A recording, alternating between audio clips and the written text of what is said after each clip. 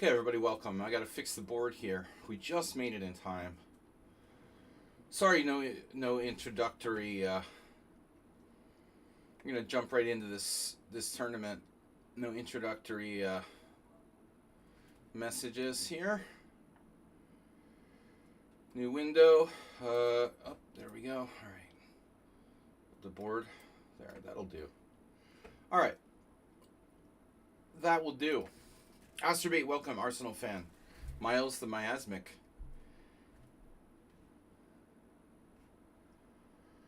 Alright, dude. So G3, E5.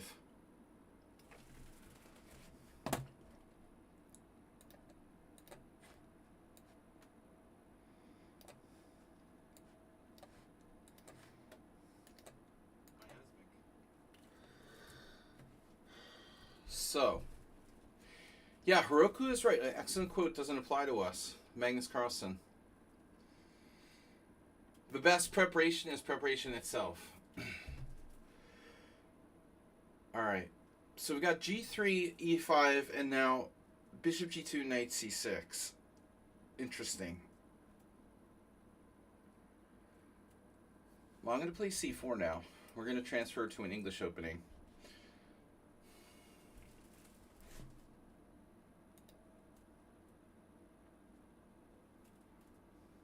What the hell's going on?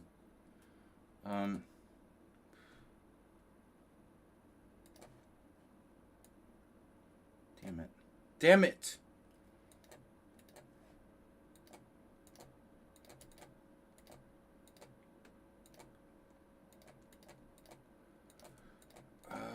Something crazy happening with my computer. What's it doing? Alright, so unusual close Sicilian move order here.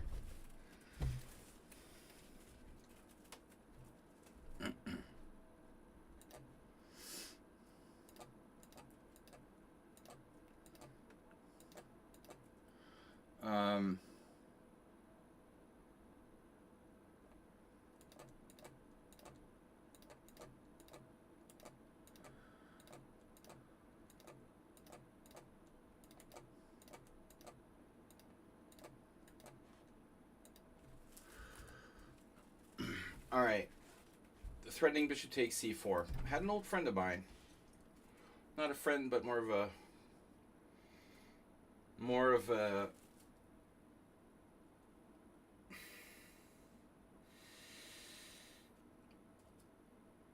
player I learned from, a mentor of sorts. Used to play the setup with white.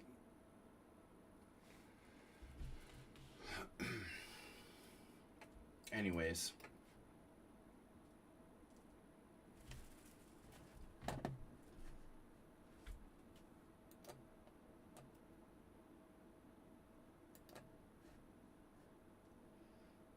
Alright guys, we're going to focus now.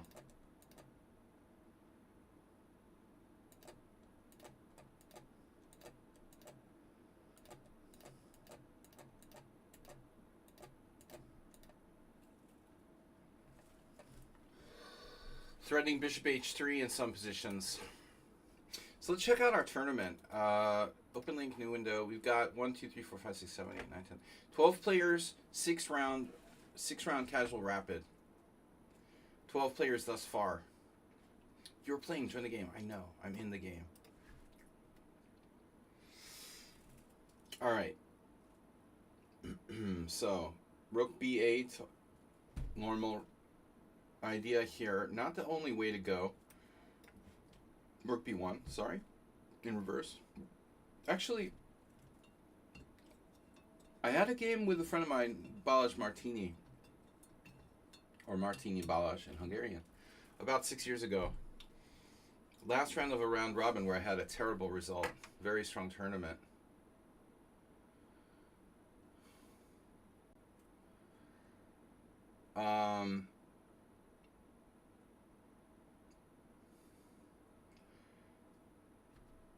Alright, rook b1, a5. a5 I'm not sure about. Normally black will go back with knight d8. This move I think is playing on my side of the board. In this kind of close, saying objectively a mistake. I think, for black to play a5. Nigel Short has played these types of closed Sicilians.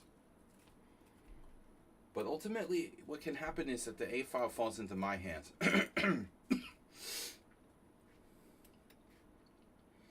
I can take over the a file, and he'll regret ever having seen the a file in his life.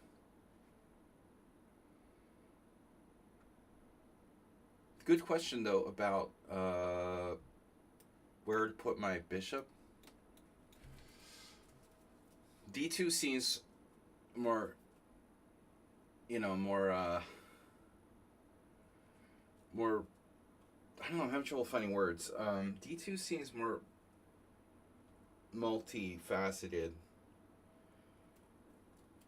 B2 is better for playing rook a1, though. Multifaceted. Multi-dimensional. So, guys, welcome to our tournament. It's a Pawnda Rapid. I had to do some stuff, so we're right here at the last minute. Now, black could be threatening to play d5 to break out in the center. So you got to decide whether you want to plonk this knight into d5. Could be a problem with my b5 pawn. So objectively, I'm not sure I want to do that. It's also possible to simply play knight f3. And he's playing very quickly, Miles the Miasmic.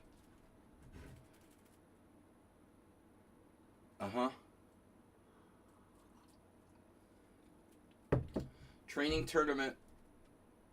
Welcome, everybody. E4. E4 allows f5 breaks. Rook a1. Rook a1. Queen a1. d5 takes. Knight takes. Knight takes. Bishop takes. Phew, this is complicated. Let's try it. I'm going to get in time pressure here. Wow, what's up? Why is my stream not showing up? Mr. Coffee, welcome. What's up? I hope all is well with you. With all of you. Thanks, everyone, for tuning in and playing. Yeah.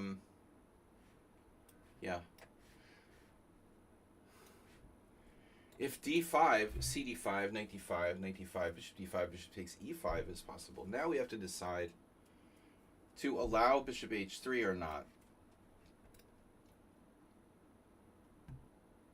It would allow black to kind of unravel his position to some degree. My alternatives, thou art, well, Miles the Miasmic is the number 2 rated? No, just number 2 in standing. 2087. Is that?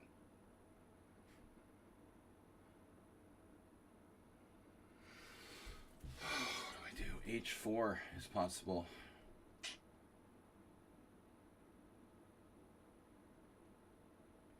E4 doesn't really solve the problem. Okay, I know that people do this. It's a typical closed Sicilian motif. Now I could put the knight on e2 or f3, depending.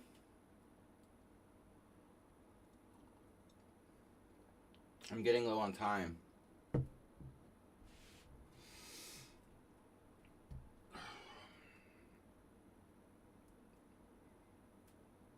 It's 4 plus 5. It was 10 plus 5, now it's 4 plus 5. 10 plus 5 time control. A little unusual. I decided I wanted to play a rapid with increment, but 10 plus 2 is the increments are kind of silly, I think, 2-second increments, it just doesn't do anything except for making it possible to defend like rook versus rook with no pawns on the board. It seems like I just don't see the point, really in 2-second increments. 3 would be the minimum, and I figured I'd make it 5. So this is not a non-standard time control. Games could last about, I was calculating this like last night. I figured the games can last probably about 30 minutes max. 27 maybe. Now what do I do?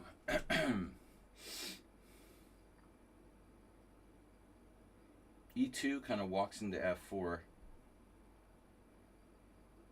Am I supposed to take? Maybe I'm supposed to take.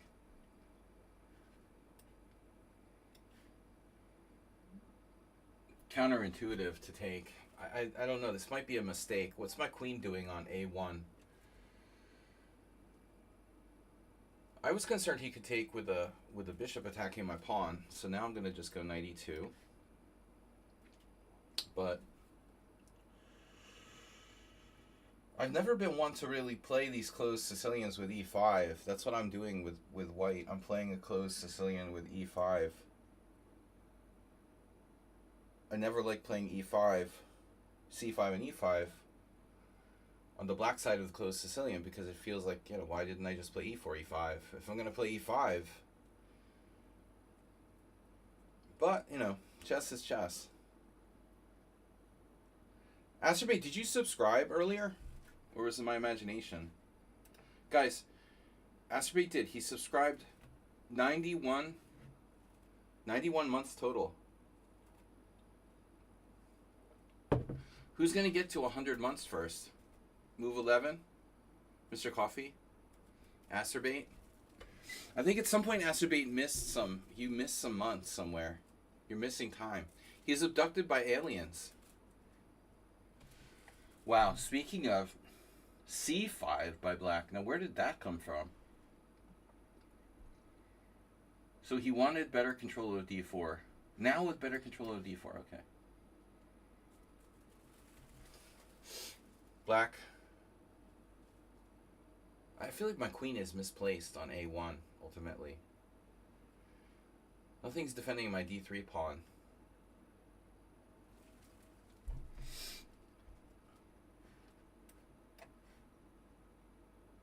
Looks like black is okay. You know, the same thing happened against Martini. I got nothing. You know, the guy equalized somehow. Whenever I hear Martini, though, I think of One Flew Over This Cuckoo's Nest. Danny DeVito's character in One Flew Over the Cuckoo's Nest. Of course, like his first iconic role as Martini.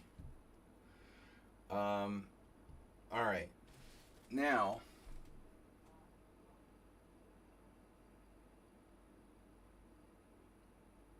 this whole C5 thing makes a lot of sense. My bishop is going to be shut out. Bishop has to recycle. Recycling. What about knight to G5, though? Is that a problem? Unclear. Probably not a bad move. My bishop on B2 is bad. So is your G7 bishop. I mean, which is worse? You know, the bishop blocked by your pawns or the bishop blocked by your own pawns? Or the bishop blocked by your opponent's pawns? My bishop on B2 blocked by your pawns. Your bishop blocked by your pawns.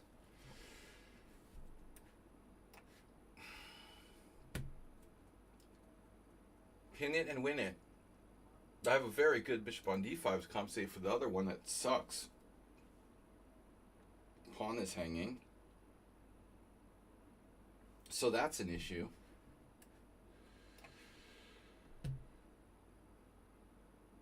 I don't know. Miles and Miasmic with a very, very solid game today. You know, in retrospect, I wonder why I played Queen D1. Maybe I should have just blocked this off, you know, in the first place. Damn, bishop H3. Tempted to sacrifice the exchange here. Wow.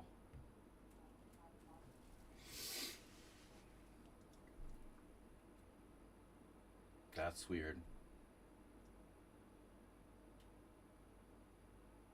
All right.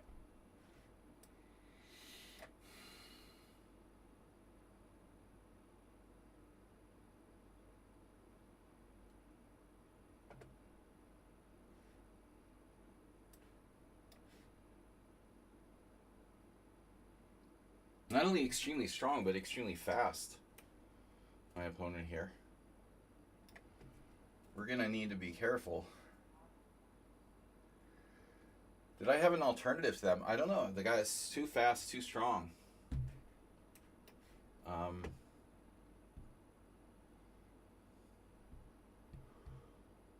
But at least I'm not getting mated yet.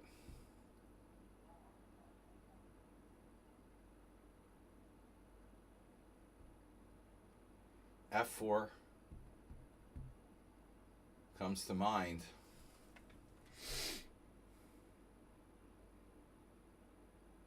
Too dangerous to allow that.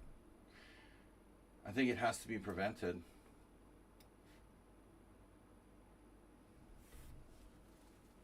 There's no choice.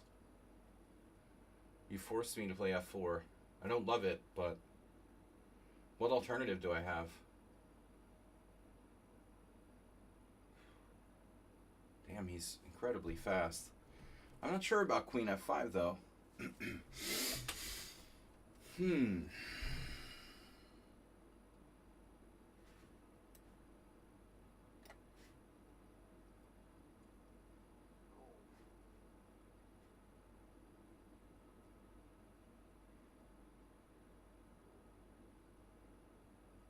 know, the weird thing about Miles the Miasmic, they don't have many games. 777 games.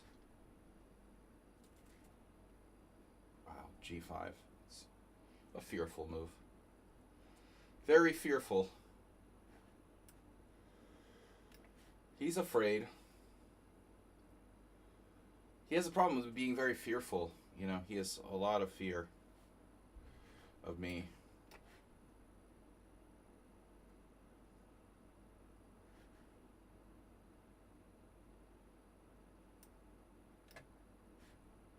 A lot of fear and respect for my opponent. He's used 4 minutes for the whole game.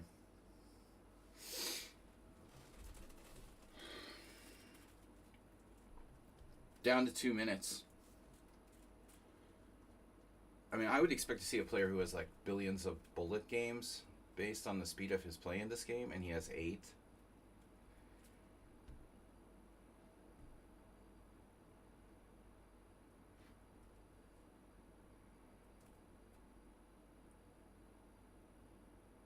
Just putting pressure on the clock.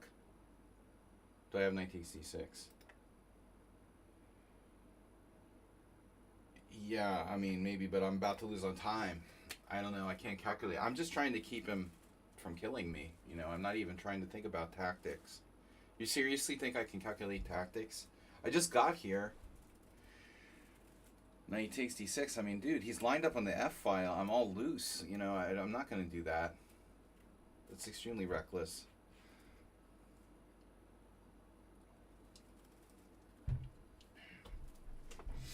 I'm just trying to consolidate my position. Now bishop e5. Yeah, he's playing weirdly himself.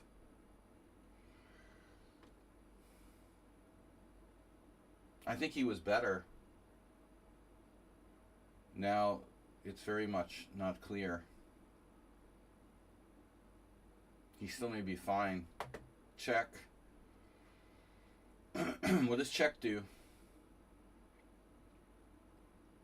That knight. I have h4.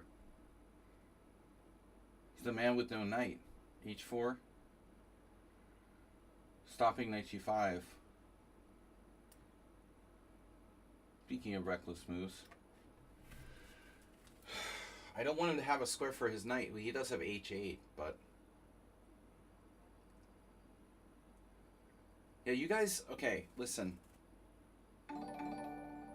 Giachi and Bijak, we never want to give away moves to specific players.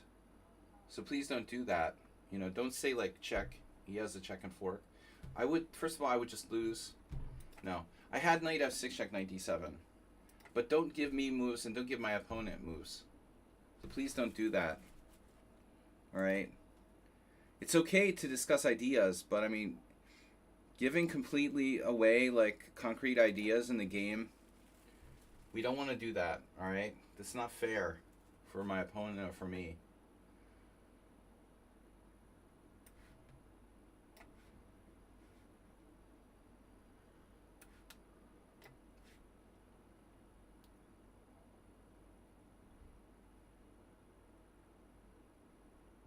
Yeah, it's not cool. I mean, this is a game. It's a tournament, and you're telling me I had a fork. It's okay to discuss general ideas.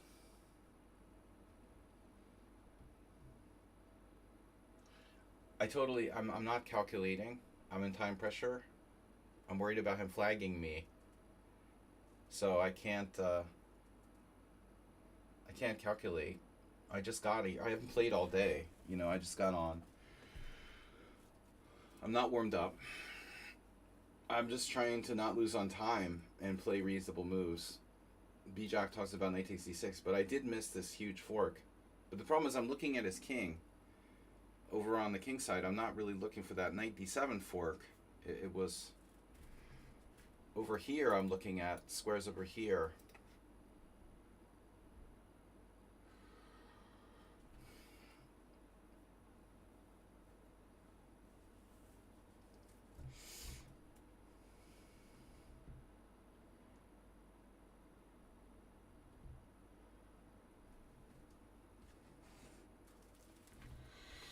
I need my coffee. Welcome, Schumacher.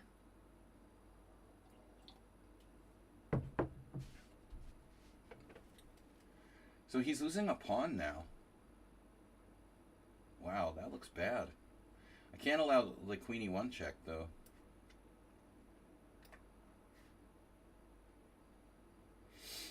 His knight has no squares. My God. That d8 closed Sicilian knight. Is he really gonna lose here without a fight? Man, I don't see black defending this. Boom, boom, boom, boom.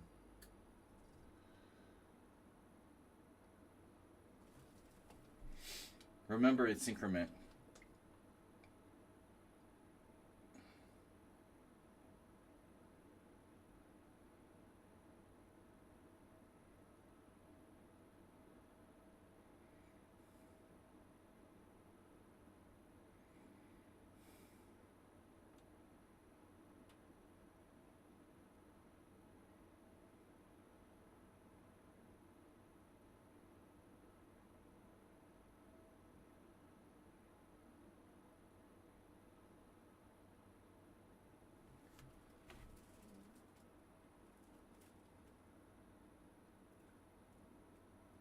What can black do? I mean,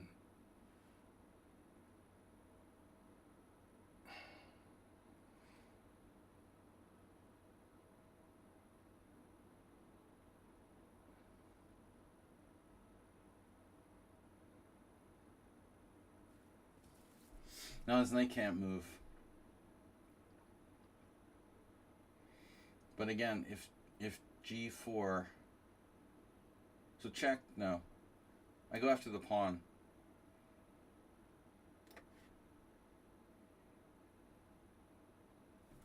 Is this winning? I'm not sure. I mean, ultimately, probably is. But, not a lot of pawns left, and two of my pawns are double isolated. So even 2 pawns up is not a guaranteed win.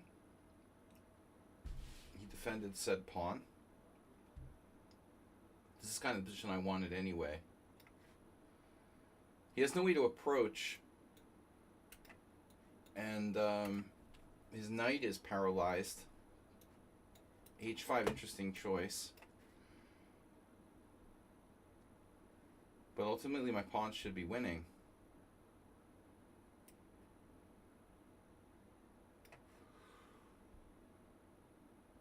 Which way do we do this?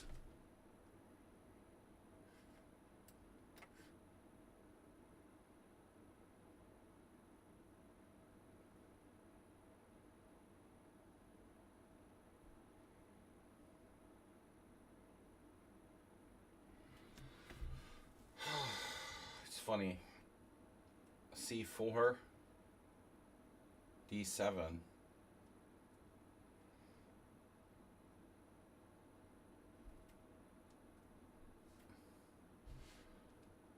I think you'll find with most chess sites that the owners of the site don't play chess.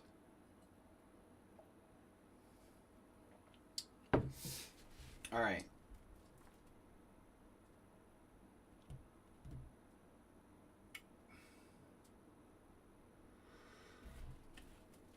Miles.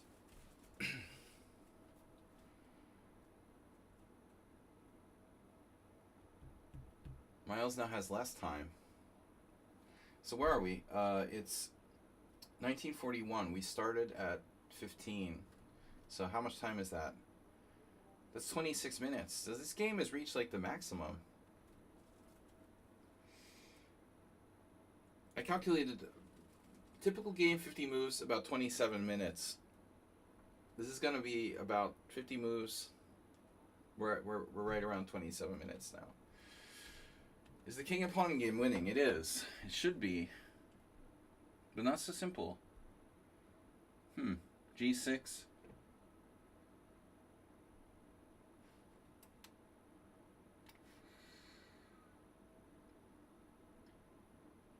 That's pretty strong.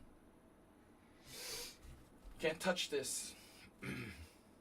There's no c4. Yeah, that's nice. But you still can't touch my pawns. Pawns.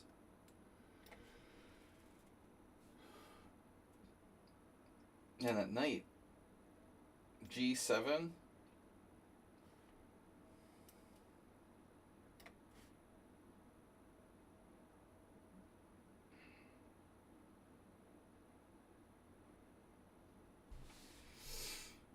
Yeah. Well, D7.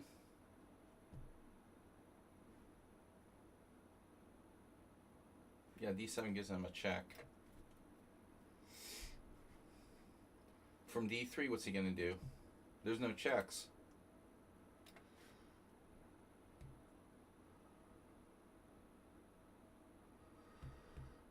Look, come on, no checks. Pretty hard to stop that. All right. I just want to see, how bad this game was. This totally unwarmed up. Can't calculate one move. I was worse. One blunder. At least one blunder. Wow. Yeah, it was seriously worse.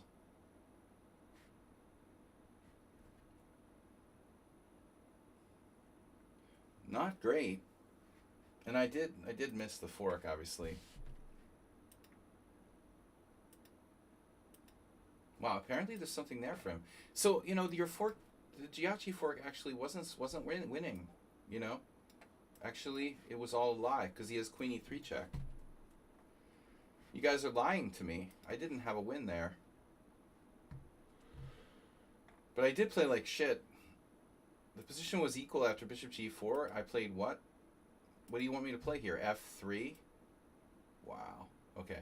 So that's a neat tactic based on discovery, where I'm not finding that in my condition.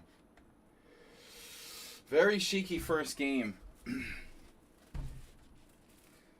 You're like, you play and you can't calculate anything. You can only play. That opening too is surprisingly resilient.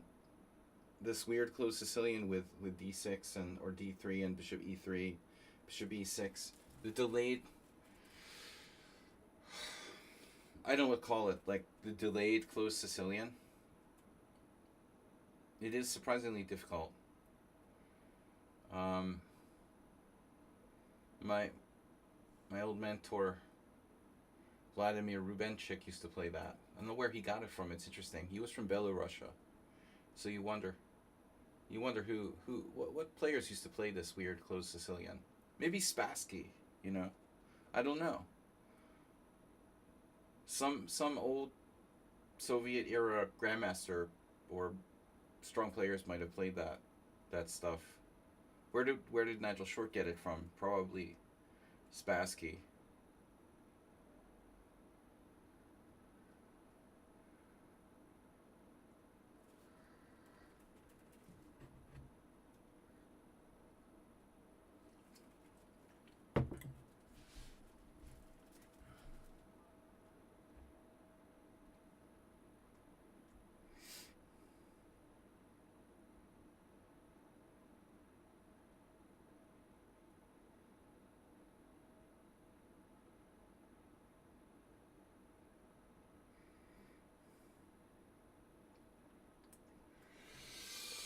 All right, next round. Ruslan Bear, we have a request to join the team. Maddie White. Ugh, 10 games. I can't approve a 10-game request. 4 games, 18 games. I can't approve your request because you don't have enough games. You gotta have 100 games. Is Ruslan Bear even here? Guys, to join our team, you have to have approximately 100 rated games. Blitz or longer. No bullet. We don't respect bullet here. Maddie White just tried to join the team, but I can't approve it until you have more games. That's the only problem.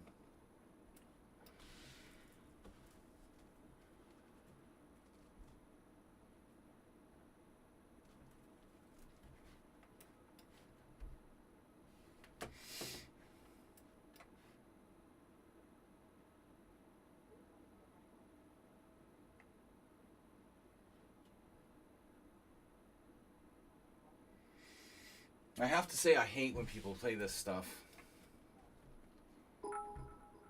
Caleb Devs. 1 bit, taking the lead for the week. That was fast. You can join the tournament. You have to be a member of the team. Are you a member? Do you have not enough games? Is it a question or a statement? What happened? Yeah, we got 1 bit from Caleb Devs.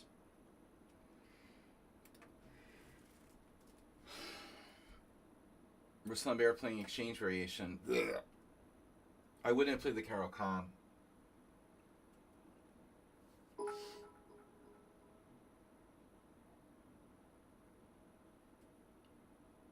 Yeah, I mean, if you're the guy Maddie White, I couldn't accept your request because you only had like 14 games.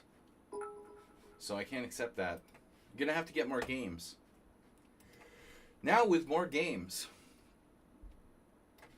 I'm going to try Bishop H5 here. If you want to play G4, it's fine. You know, I'm not sure White's position is really designed for that. It's basically exchange variation with a slightly less common move, Knight F3. I used to play the Carol Khan all the time. I've been playing it a little bit here and there. I don't know why, because I'm stupid. The Carol Khan, it's like, gives me indigestion. You know, oddly enough, I don't think Ruslan Bear has ever played this line. You know, he always plays like F4 or something weird.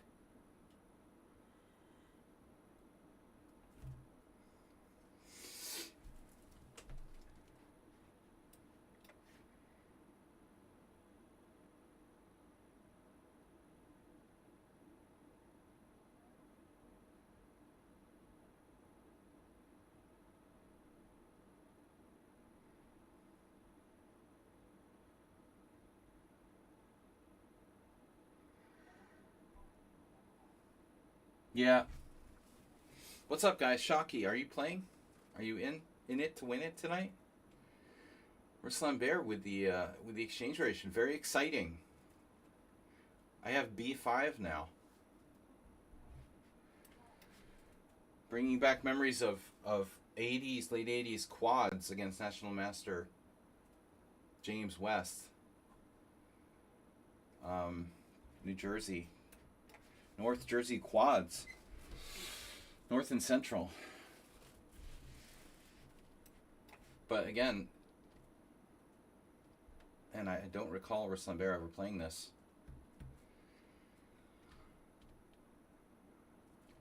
So we got our minority attack on. There's a very good game that Karpov played. Also in the late 80s. Around 88, Karpov against Roman in Mazatlan, Mexico. There was a rapid tournament where it was funny because they ended up like not paying out the prizes to players. It was advertised as a big deal, and the organizers ended up like not actually holding up their end of the bargain, and a lot of people got like stiffed by this tournament in Mexico. But it was I didn't play, but it was it was billed as a huge thing, and then at the last minute, like, a lot of prizes weren't actually paid. I think Roman was one of the only people who somehow, like, forced them to pay him. But he lost to Karpov in a really nice exchange variation. Karpov was black in this type of structure. Karpov defended like a genius. No, not quite on the level of Ruslan Bear, but close. Yeah, I think Ruslan Bear has multiple personality disorder. He, like many players here, seems to play differently at times. In like our tournaments, he's very different from in simul's. What he did on the queen side is extremely smart. You know, he didn't let me execute like a typical minority attack. I saw Ivanchuk do this in some Queen's Gambit Declines, where they normally let you like take on c3, but he doesn't. He takes and then he plays a4, giving himself a passed pawn, changing the dynamics of the position completely. So you're ignoring this bishop on e5, though. I don't know about that. I think he should avoid that. His e5 pawn is a huge liability. I mean, even though he has a protected passed pawn,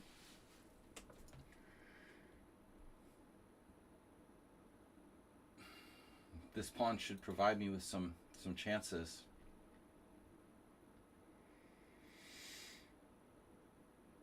How exactly, I don't know.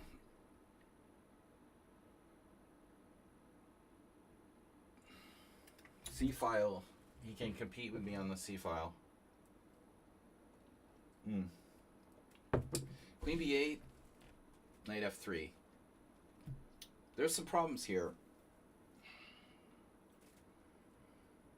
How do I use the C-file? He's just going to oppose it. If I play rook c8, he just goes, you know, rook c1. So what's my forward plan? Like queen b6, knight f3, rook c8, rook c1. What am I supposed to play there? Bishop c5? Attacking f2. I'd like to get this in. There doesn't seem to be anything in like attacking the e5 pawn. He just defends it with knight f3. I mean, it's amazingly fast, dude. 1768 bullshit. You know, you're not 1768. King h1. You're only 1768 when you want to be 1768. When you don't want to be 1768, you're suddenly like 2000.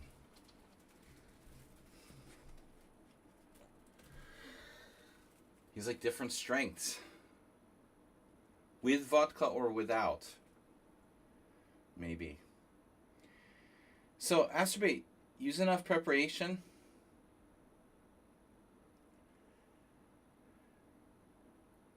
Oh. Take everything back I said. He's just letting me play rook c3? Why would you do that? I guess he had no choice now. Wow. So king h1 was a bad move. It looks like. Maybe my position was better than I thought. All along. Still not easy to break through. He has a5.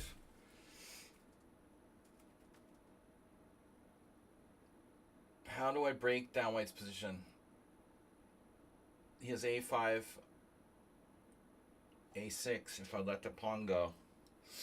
So rook a5 is interesting.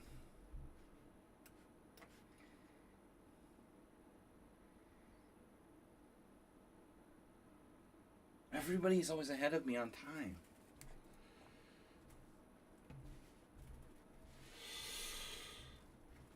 Did we get a new request to join the team? Because the previous request had to be rejected on grounds that you didn't have enough games. No. Sorry about that, Caleb. Okay, so Rook b1, it relieves his knight of guard duty. We're very, very active now.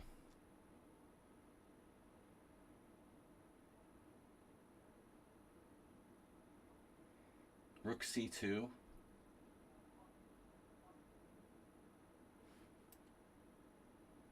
Oof, he has a tactic. Knight c4. How's my bishop doing? What if I defended my queen with like bishop d8? Would that be a useful thing to do? Anyway, white is going with like knight f3 next. That's his plan.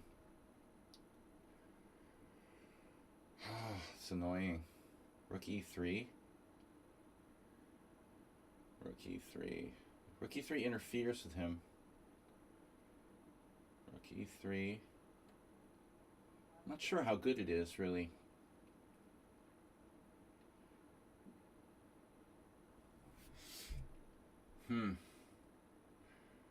Rook c5. What's wrong with rook c5?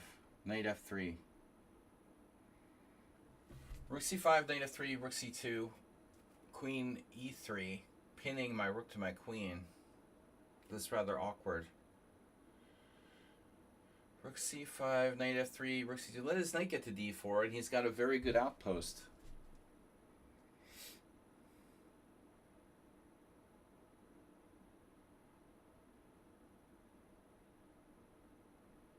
So I'm not gonna let his piece get there.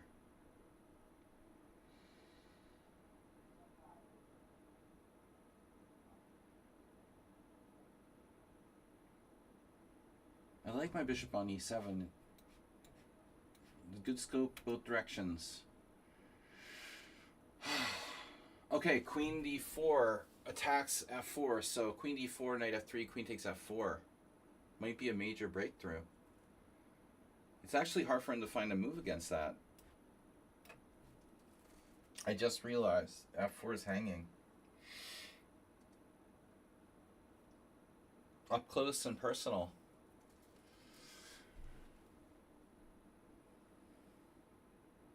Problem is, I'm not really threatening anything. I'm just a caveman.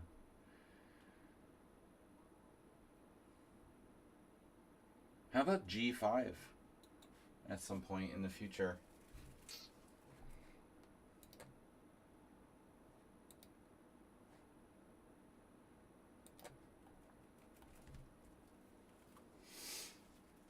We got the pass pawn blockaded.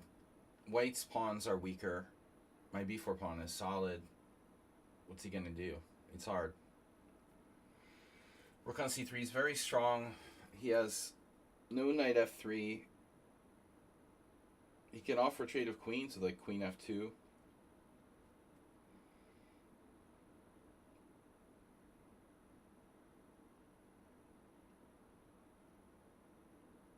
Maybe.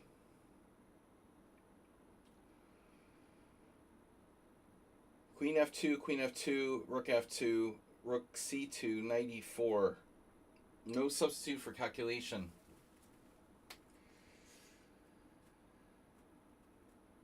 And he's ahead of me on time. It's a good thing I have a 5-second increment. I like to blow sleeping powder in my opponent's face.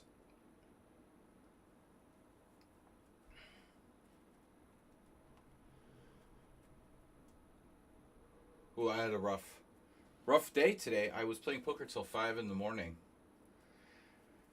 It's not easy to recover from that, you know? I got almost 8 hours of sleep. Someone woke me up. They woke me up after 3 hours because the postman was here. I had to go back to sleep. Then I slept another 5 hours. You can't survive without your 8 hours of sleep. I don't know about you guys. I don't know how, you know how Bill Clinton claimed he slept like 5 hours a night? Get the fuck out of here. That's bullshit, man. Nobody can survive on 5 hours sleep a night. How do you do it, Acerbate? How do you do it?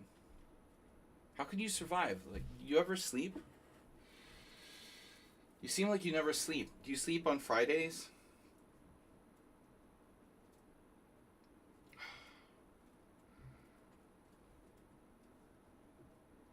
and sitting for like 9 hours. Good thing I played in all those chess tournaments.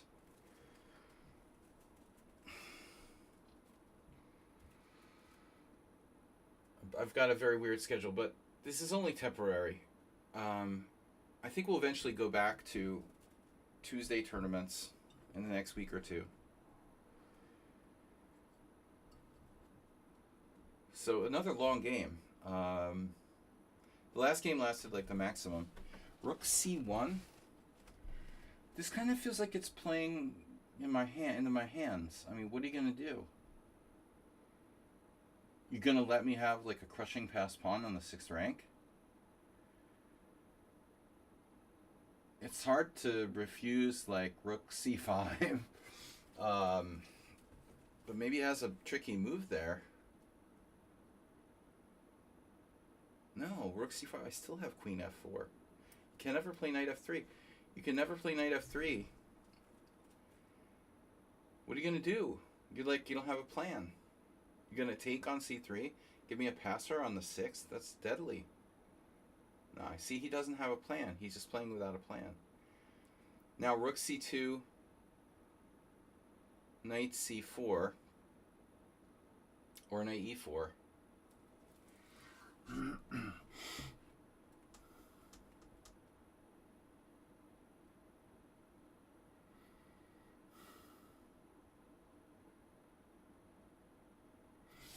Maybe he has a plan and I didn't appreciate it. Let's see. Rook c2. Knight e4 doesn't work. Yeah, this stuff doesn't work anymore. I mean, I could just go here. He's got himself in a very bad pin now.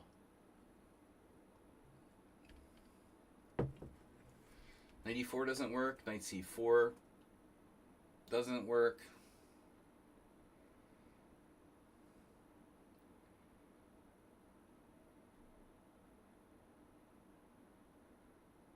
Rook c3 looks strong.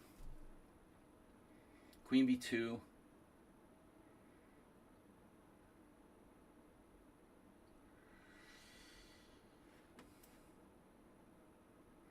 Rook c3, rook c3.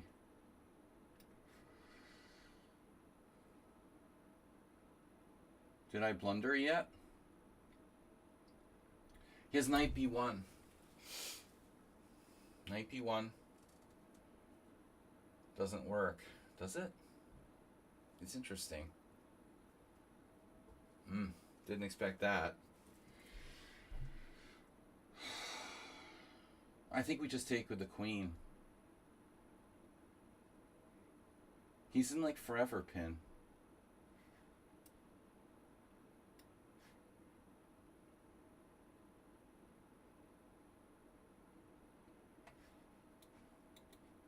How does he get out of this like forever pin? That looks pretty tough to do. Or maybe there's a way. We could also start pushing his A pawn, because my bishop is good for that too. It's like preparation H. Bishop is good for stopping past pawn on the G1 A7 diagonal as well. See, that's the problem with the protected pass pawn in the 4th rank. See, it's just not that far advanced. So now it's no longer a protected pass pawn. I have bad news for that pawn. You're no longer protected and passed. Bishop c5 gets us some outs though.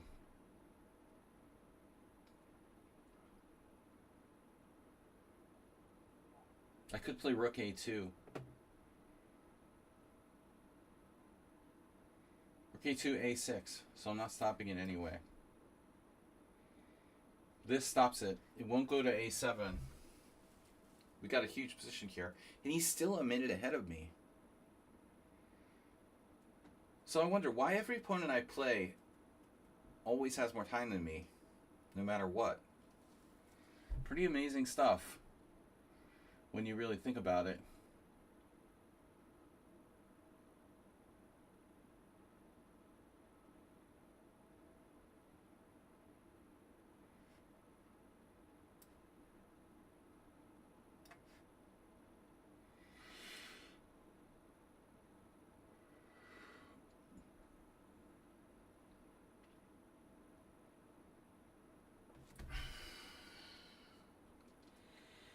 he always has more time. So I ask the question, how much importance do players put on their time? Like, you have to have more time than me? Is that it? You look at the clock and you have to have more time than the other player. I remember when I was starting out, when I was beginning, it would make me like uncomfortable if the other player had more time than me. And then as you get better, you realize that doesn't matter. That's a childish way of looking at it, you know? This is an amazing find by my opponent.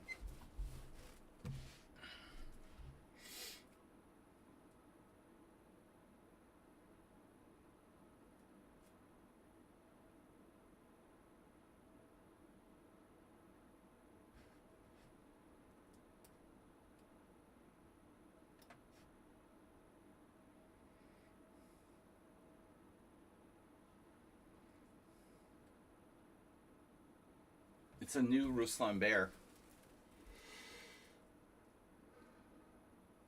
Stronger than your average bear.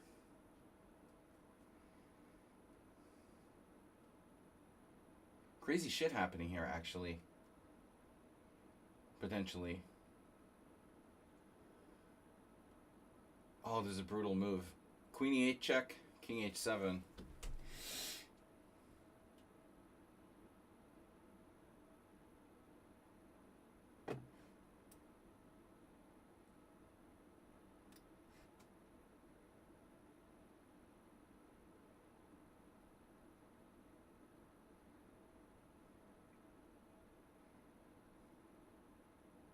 He still has more time.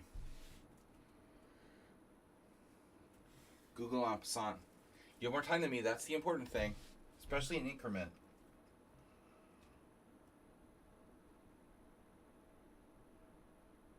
He can't possibly have less time than me, or he'll like melt or something. What would he do if he had less time than me?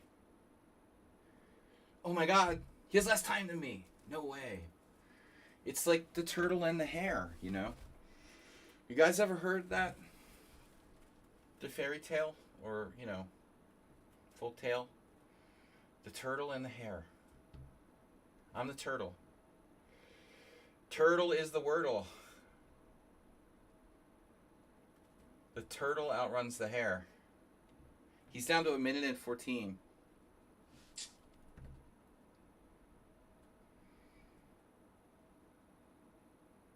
The turtle and the wordle. How long was this game? My god. Well, I don't know what time the second round started. These games, both of my games are maximum 27 minutes. 50 move game would be 27 minutes, so this is less.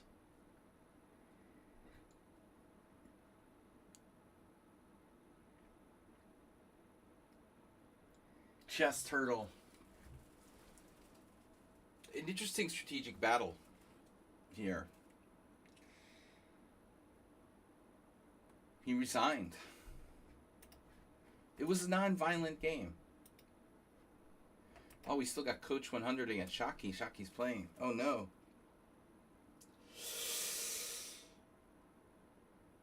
Nimzovich is in the house, apparently.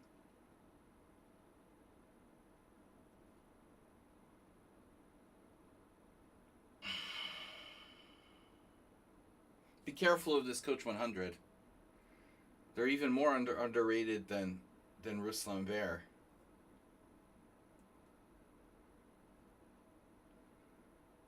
Shockey also with less time, although he's a very good bullet player.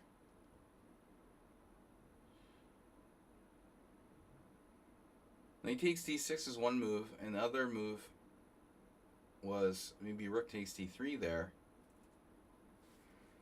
Rook takes d3, Bishop takes d4 could be nasty. He was facing Bishop takes e4 with threats of Rook Queen bait, Queen g2 mate. Now it's a little tricky.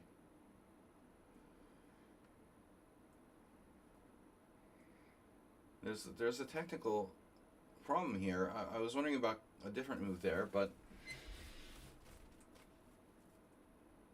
Black has some counterplay. Do we have a new request to join the team, or is that still the same old one? No, it's a new one. Faster Warrior Okay. Professor Warrior actually has games.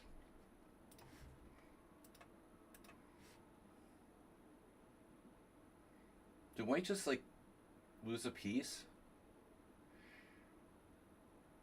Wow. White's down 2 pieces now.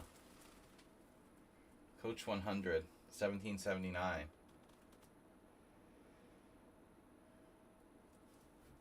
Can we see the analysis board on this one?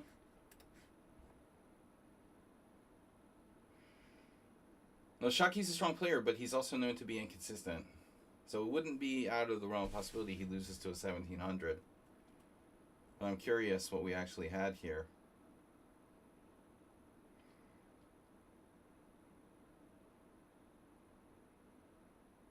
How good a game did we get from Coach 100? 1600 in blitz. Black played that D2. I wasn't sure if Queen D4 was better. Is this like a perfect game by Black? That's a little disturbing.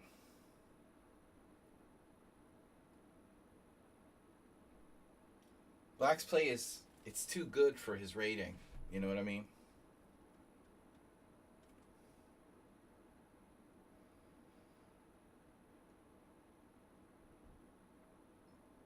It's not the first time I've seen this player play suspiciously well. I don't know, guys, about Coach 100. But, you know, we can't be suspicious based on one game, but it's not the first time. If we start to see a pattern, though, I'm going to have to start having people removed. How about the first game? Oh, they had a forfeit win. Okay. Yeah, that player, that weird AIM, like, just doesn't show up and stuff. All right. Last time they won the tournament. All right, you're under surveillance now. State surveillance. You played badly, Shaki. You had 40-something cent upon loss.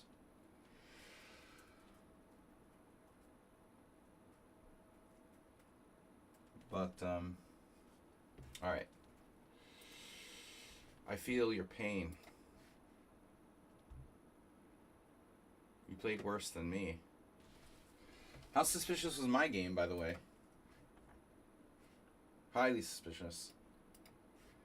My game as well. 2 inaccuracies. Yeah, this Sludgy guy. Even Ruslan Bear was 28 CPL, so not bad. You know, but not in the Coach 17 level. Now, Arsenal would already be, like, you know, making direct accusations, but I'm not going to go that. We're just going to put you under state surveillance, Coach 100. An agent will arrive at your house very soon and ask you a series of questions. All right, next game. One ongoing game, though. This is old news. Where's my freaking tournament, man? All right, here we are. Okay. Black. No, we're white.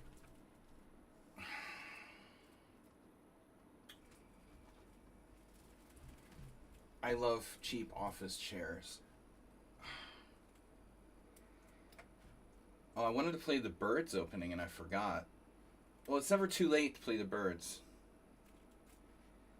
My opponent is not fazed by this whatsoever. Unfazed.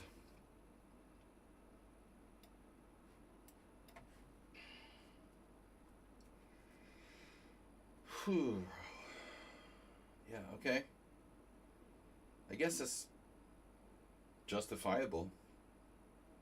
H5.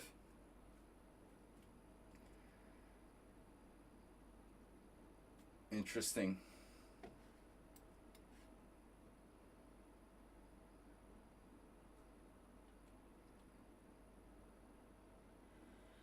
The woke KGB.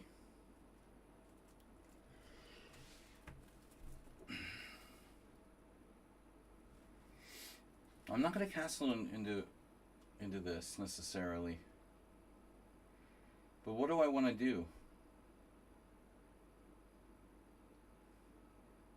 C4? You can turn it into an English, technically. I don't know if I like that either, though. E5. If I take...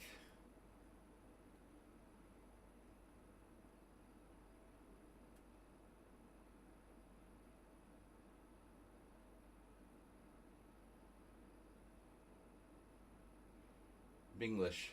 The English. Another possibility is h3 to meet h4 with g4, like a grob. I could castle. You know, objectively castling is sound. All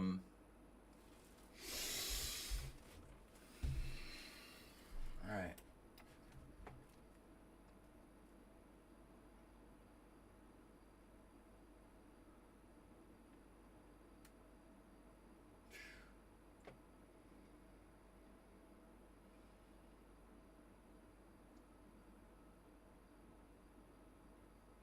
H3, H4.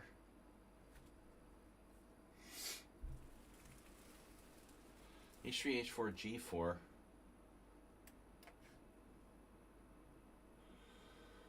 You're attacking me on my side, and I'm attacking you on your side.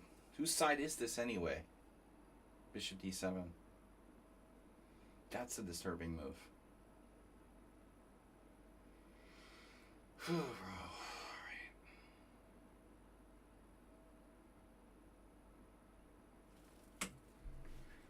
Wow.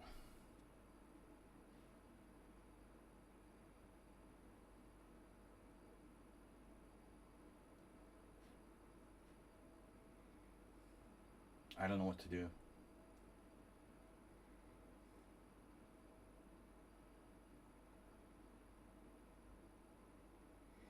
I guess there's nothing to do, you know? I mean, just deal with it.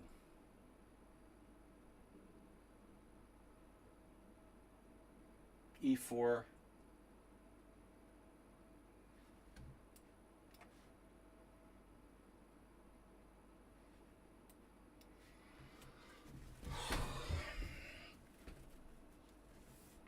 Not like anybody here listens to me. I don't know why you guys watch my stream. I really don't understand it.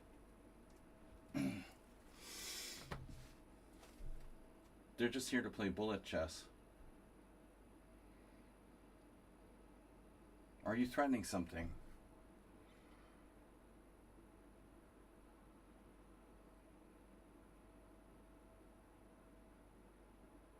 Maybe they're threatening something.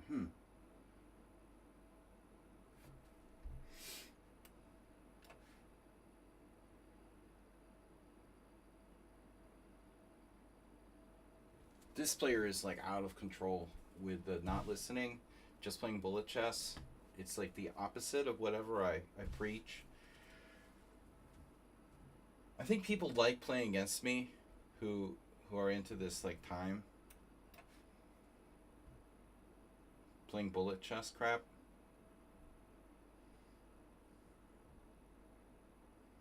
You know, this might actually be sound for black. It's unbelievable. Takes, knight h4, takes, bishop takes, g5 takes, and I'm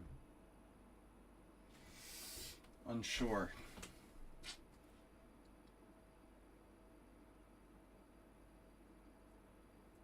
This is serious.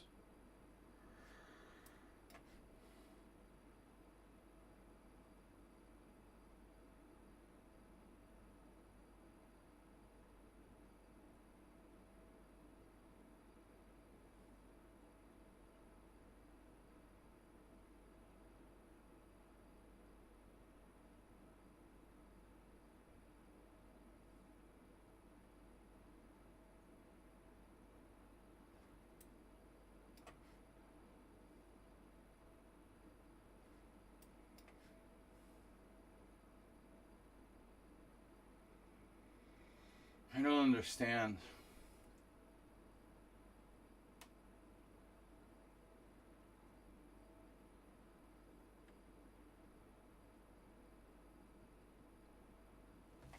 Why do I bother?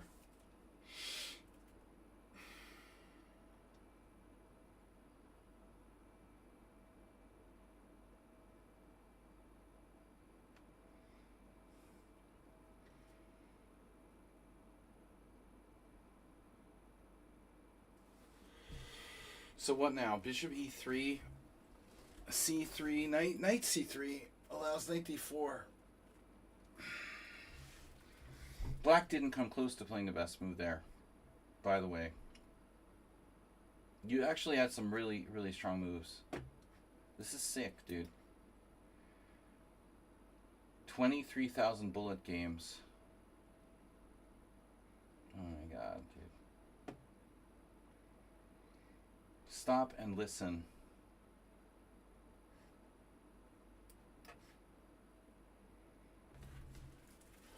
Listen and learn.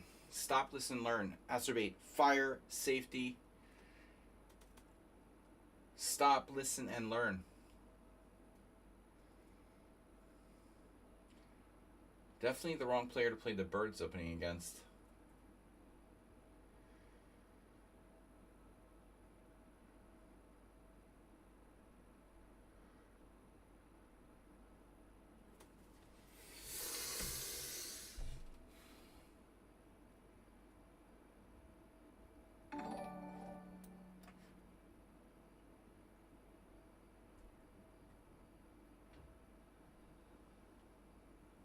He took with the knight.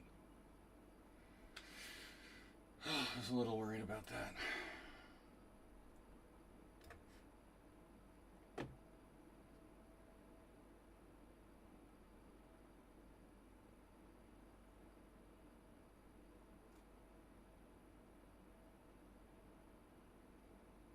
Just doesn't calculate.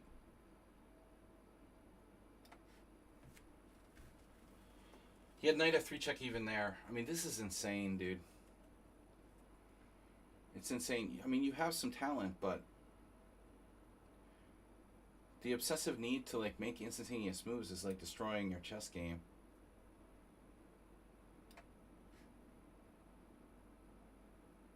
This is what bullet does. It destroys people. You can't be a good player when you do this. You will never be a good player if you can't stop doing this. This is just totally insane. You had a lot of good opportunities. You didn't. You refused to use your time. You know, you might have even been winning in this position, like 5 or 7 moves ago.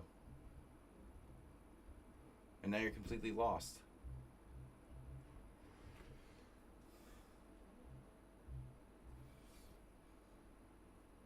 It's like watching YouTube videos.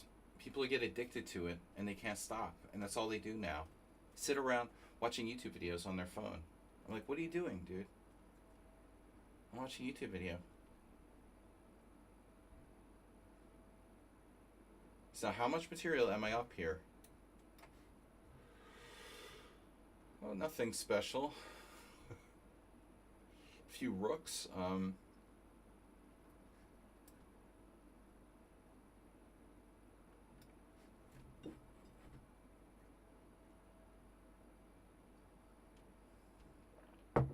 That's bullet chess. You're playing bullet chess in a 10+5 game.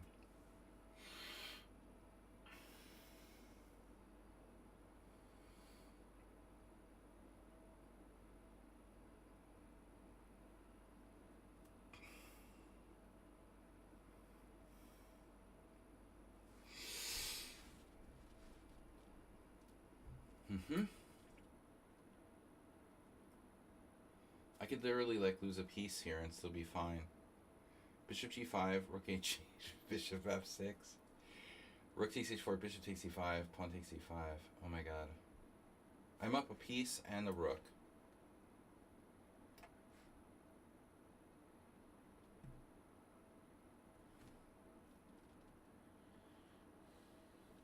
Where is everybody? Calculate. Safety first, Acerbate. He plays right into it. Dragonfly Hunter is here. He plays right into it. Forced loss. Trade of Queens is like resigning.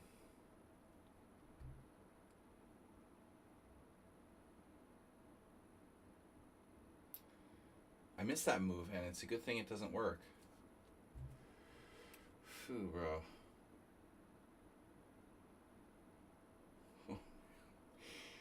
It's a good thing that doesn't work. Dragonfly Hunter is here. All right.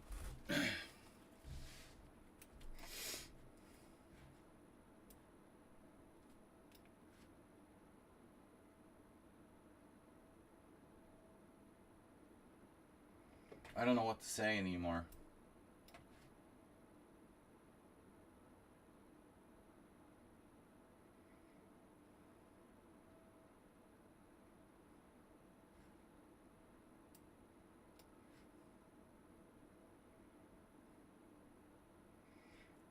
The only thing I can really conclude is that my opponent doesn't think about what I'm going to play. They only think about what they're going to play.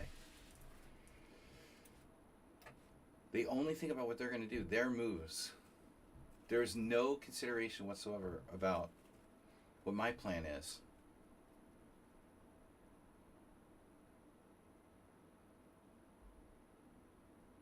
Right? I was totally winning. Well, if you were totally winning, then why didn't you win? If you knew you were totally winning, then why didn't you win?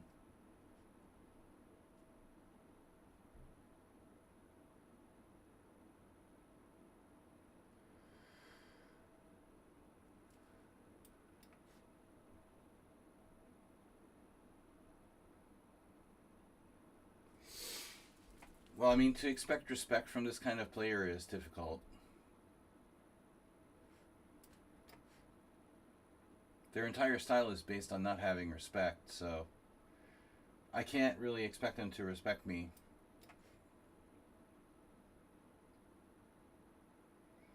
Their entire style is based on having no respect.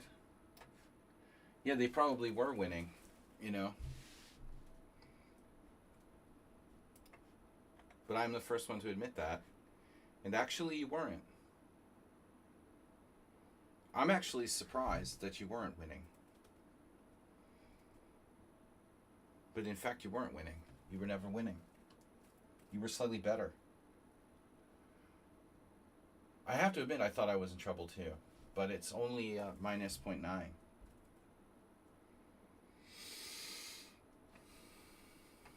So we both misjudged his position, thinking that I was lost. And yeah, I mean, you're dude.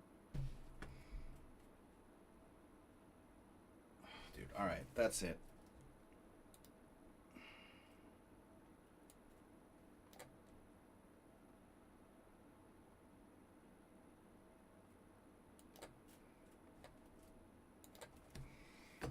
Damn, dude. I mean, the lack of respect is just.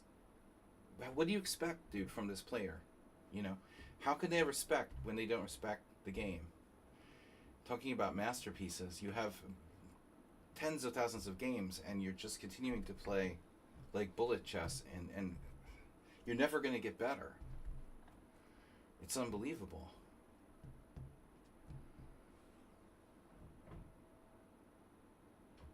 It's unbelievable. It's incomparable. I mean, this is a draw if I go back, by the way. You know, that's a draw by repetition. If I don't accept the sacrifice. Coach is coaching again? Oh no. That's not good, dude. Oh my god. Alright. I think we're gonna have to ban him. This is too much now.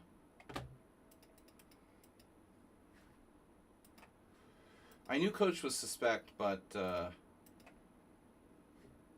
H4 is engine number 3. This beating Kelly is a very strong player. I'm not liking this Coach character at all.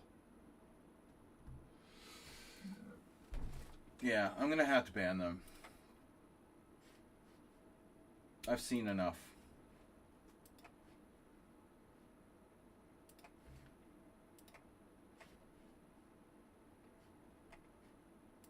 That's not happening, dude.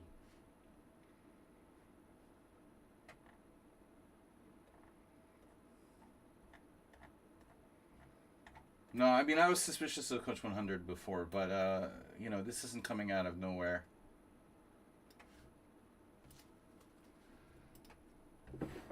2 games like almost perfect against players who are 500 rating points higher. I'm sorry, but statistical chances of that are very, very low.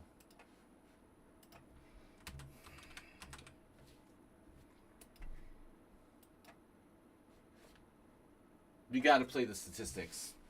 You're not beating Kalien. Yeah, I know. Well, he was suspicious from the beginning. Like, even last week and the week before that. There's no reconciling their rating, their blitz rating, and the way they played here. Either it's 2 people or they're cheating. Yeah. Well, he already destroyed Chucky, and I thought, okay, it's just a one-off. But he destroyed both of you now. No. Coach is gone. Coach is gone. I mean, he's got very consistent rating in blitz, like 1,700. It just doesn't make sense, dude. He played 58 bullet games today. 20 and 33 with 5 draws. 70 blitz games with way more losses than wins. With a rating of 1,700. And you're just going to wreck like 2,300 players. Get out of here, dude. Bye.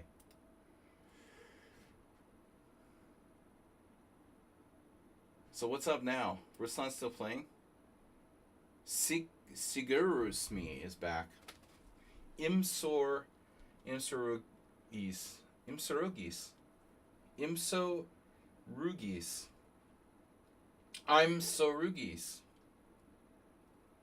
I'm Sorugis. Maybe his name is like backwards in Greek. Coach has been warned, and now they're banned. Yeah, I mean, sorry.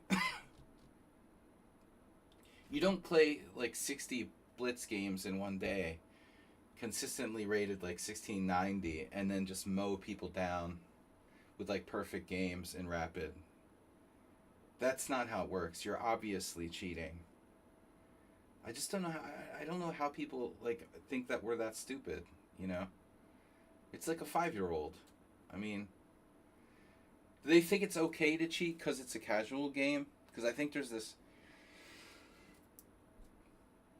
With some people, there's this mentality of like, oh, it's just a casual game, it's not rated, it's okay to cheat. Sometimes I would get that sort of attitude in my simuls. If it's not rated, it's alright, cheating is allowed. You know, whatever. You know, if the player wasn't suspicious in the first place, I probably wouldn't ban him after 2 suspicious games. But in my opinion, he was already suspicious well before today's stream. Because he played, I mentioned it in several games, he played unbelievably well in certain aspects against me too. Although I think they tried to be careful about not being too obvious about it until a point. But I told you from the first moment he played on my stream, anyone named Coach who's like 1,700 is already like, he's trying to like make a business for himself or something. Why are you named Coach if you're 1,700 on Lichess? That means you're like 1,400 FIDE. So who are you coaching exactly? Like 3-year-olds.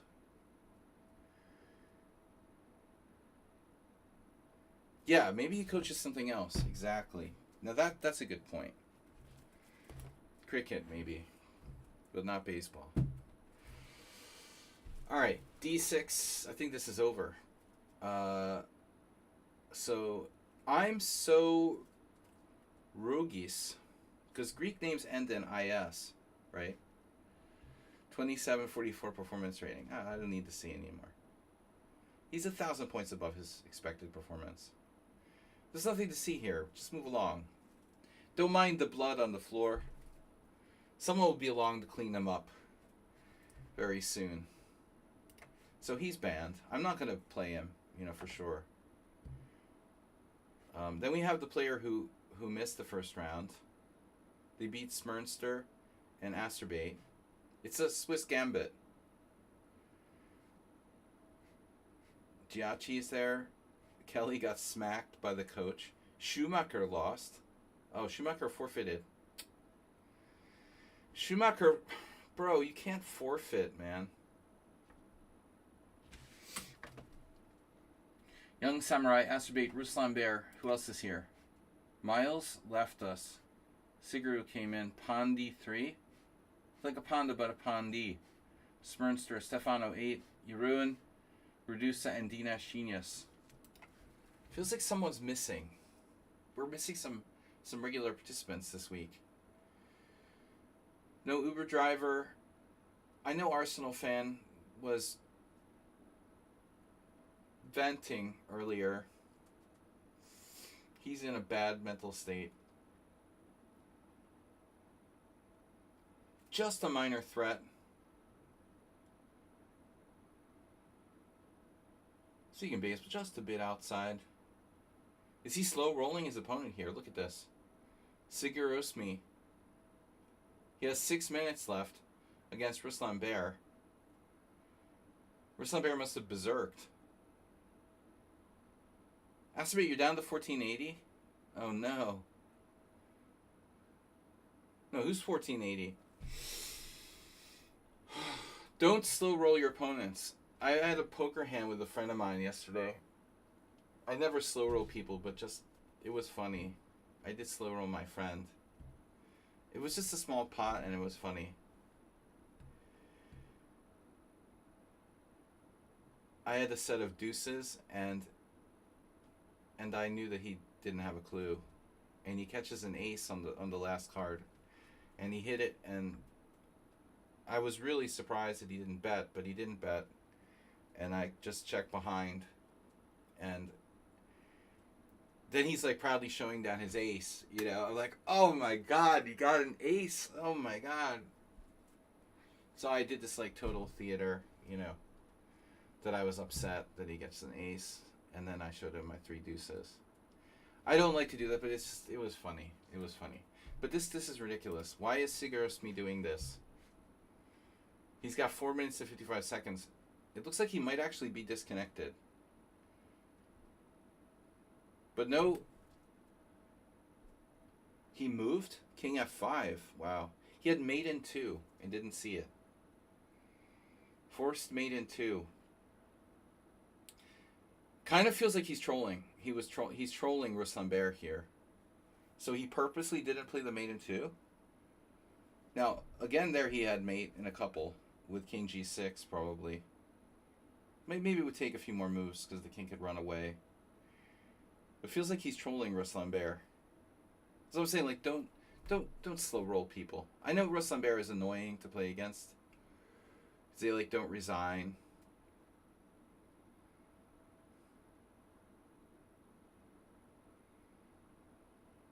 Possibly he was legitimately disconnected. But it was funny because he had mate in 2, rook E8 check, King G7, rook G8 mate, and he sat there for like half an hour. You know, not playing rook E8 check, rook G8 mate, with a knight on F7. Larson said you can never get mated with a knight on F8, but you can definitely get mated with a knight on F7. Oh, knight E7 check is a horrible move. Horrible. He's panicking now. In Ruslan Bear's time pressure.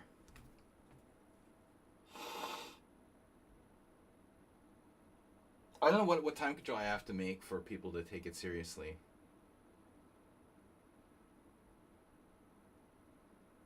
Game 60, they would still play like it was a bullet game. Black timed out. So like, look at this. If we go back here, like 15 moves. Here, here, here, here. Oh no. Oh, guess I was wrong. I didn't realize he was in check. So the whole time I thought he had mate in 2, he was actually in check. Alright. My bad. He didn't have mate in 2. He was in check. Little details you miss when you don't get enough sleep. Alright, coach is kicked out. We're just playing the odds on the coach thing. I'm sorry, dude. What? That's not how it works.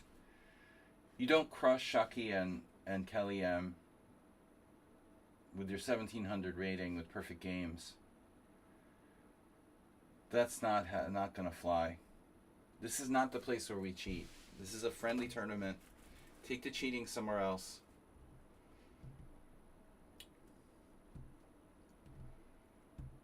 So, bye-bye. All right. 3 more rounds. This is your last chance to join, guys. You can't join after halfway. So anyone wants to join, like Butterfly Hunter, dragonflies. He collects dragonflies.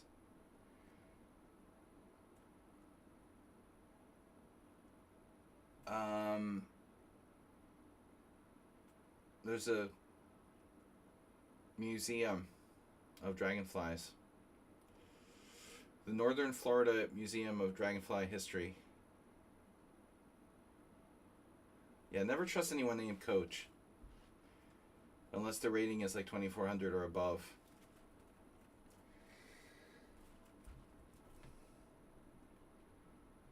Guys, welcome to the tournament.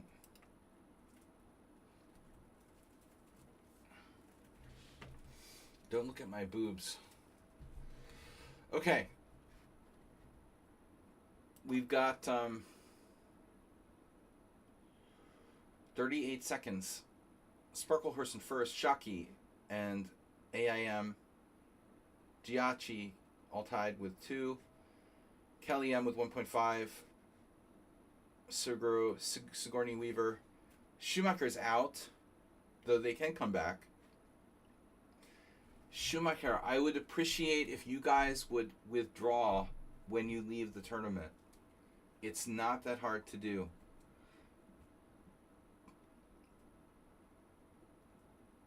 Wait, can I rejoin? You can rejoin. You can always rejoin. Hoping for a good game. I will not play the Caro-Kann ever again. After that, the Ruslan Bear game. Caro-Kann is boring. You know, it really is. And I don't know why I always want to play it.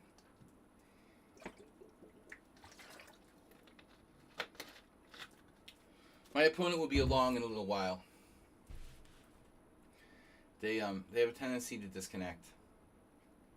They forfeited the first round and then showed up for round 2. So I think that they're hoping that I let my guard down and I close the game or something, and then they come on and win when I'm not paying attention. I love when that happens. You know, you just figure your opponent's not there, you turn off the screen, you go do something else, and they show up and win on time or something. How many times have you done that, Asterbait? Guys, tomorrow night analysis stream. Asterbait, did you send me a game? Wait a second. Dude, why can't I open? It's not letting me open a new page? Dude. Alright, let me open a new page, dude. What's your problem? Open in reading mode? I just want to open another page. Why doesn't it let me? Open in a new window. Oh no, maybe you didn't send me a game. You already sent me a game. I'm crazy. That was just an ad for the tournament, right? Oh, you didn't send me a game. I thought you did. Oh no, I know what. I have a game for you. Asterbait. I played another Asterbait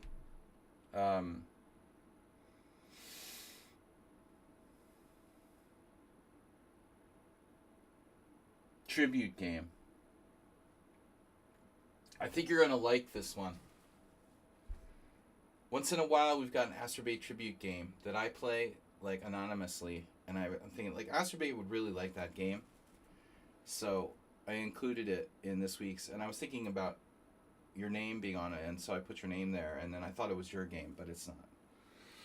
Okay, guys. World Senior October. I've got to go to the States in late September. we'll have a little bit of a holiday, well, break anyway. Hungarian Team Championship starting in September as well. So I'm actually going to get to play a game or two before the World Senior in October.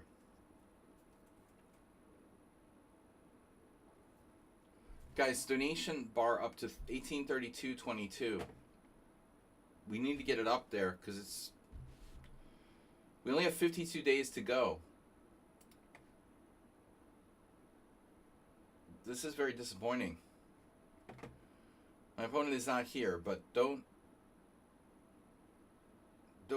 give up on them yet.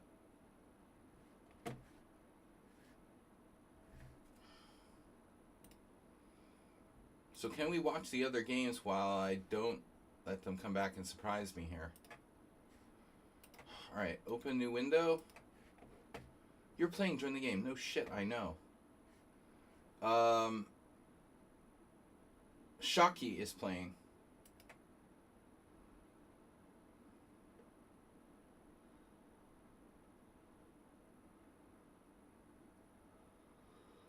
Now, what opening is that, do you suppose? You don't play the Petrov. It was a 4 knights with d4. Interesting. And then Kelly M playing Acerbate. Oh my god. Looks like a Ross Limo. Kelly M with the knights again. Poor Acerbate getting Rossali mode. Rossalo mode. Acerbate, there's always a chance for back rank mate. Acerbate's got terrible time management. There goes the back rank mate.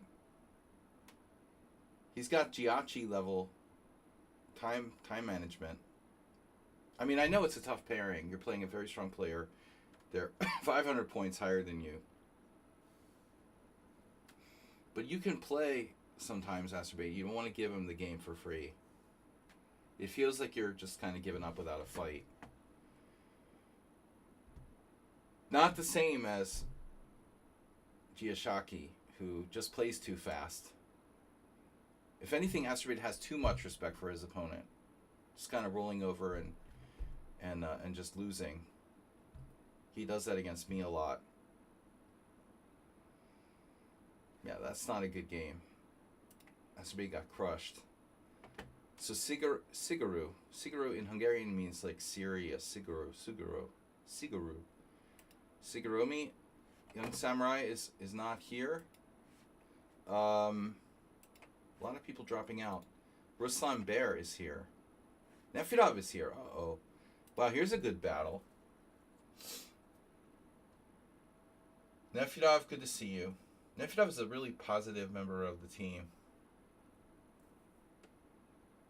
And he drew Kamsky in a recent game.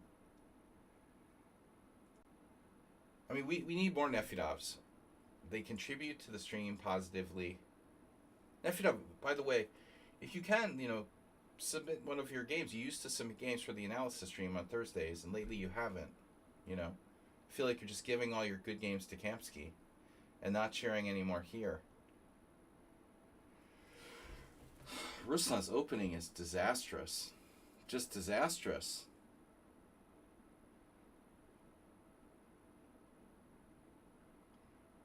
Positive. Oof. You're pregnant again? E takes d4, queen takes d4, knight c6. And then Ruslan Bear plays queen d1. Queen d1. Better than queen c3. The Moro move is, of course, queen e3. It's also possible to play queen a4, queen d3. But queen d1 is pretty lame. You're getting nothing for your tempo.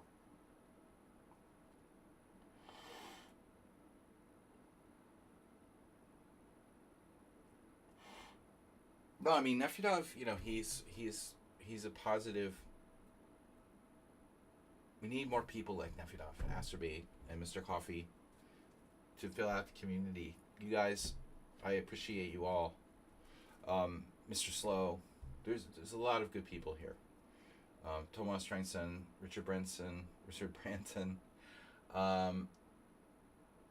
someone on sound. Yeah, just to name a few. Not that many of them are here today, unfortunately.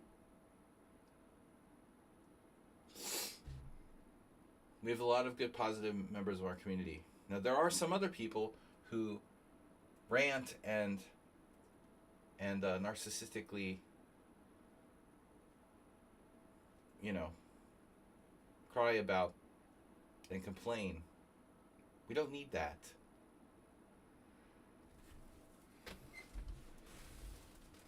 Nefedov doesn't rant. It has to be you rant sometimes, but it's all right. So what's happening here? Horrible opening by Ruslan. Nice structure.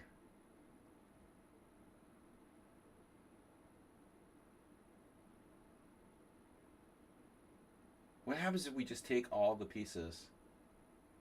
That'd be funny. Is this a joke? Bishop takes c6, b takes c6, h3.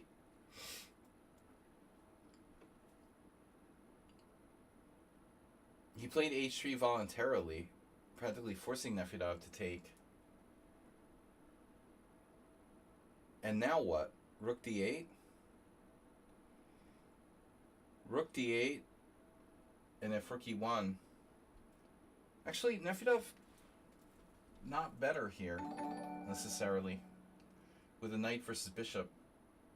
I mean, Ruslan's structure is terrible, and I'm sure that black can hold the draw. But if you say play rook d8, knight d8, and go into the endgame, I don't think white is ever winning, but I'm not sure black is winning either with that busted kingside structure. Probably the bishop could hold a draw. So I don't know what I would do with Nefedov here, with black. Do you go rook d8, offer an exchange of rooks? Do you play, like, I don't know what else to suggest, actually. King f8, I mean, allowing bishop takes c6. What was that? We had a notification. Addy has subscribed. And earlier, Grand Faroni has followed.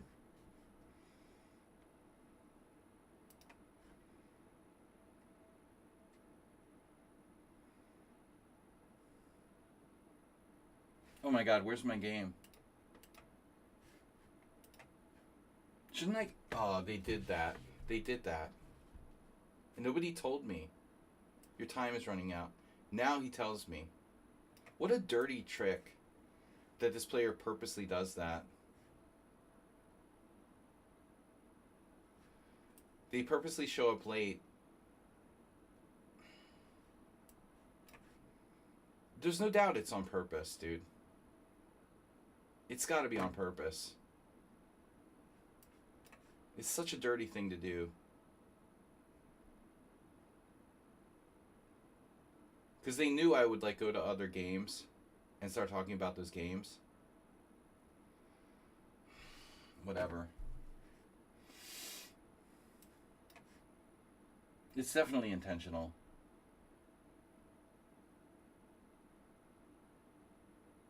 That's so weird to do that. Seriously. The screen is not refreshing. Yeah, it's not. Not sure why. I guess I went to a new board. Yeah, I got confused. It's not letting me. I'm playing on two boards now.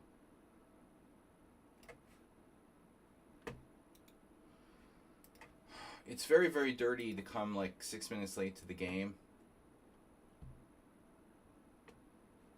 I have no doubt they do it on purpose.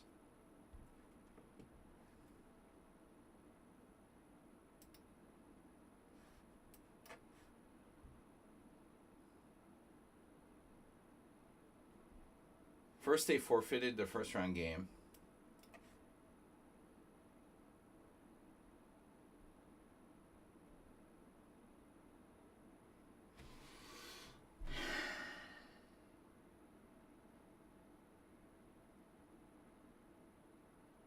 I totally lost interest.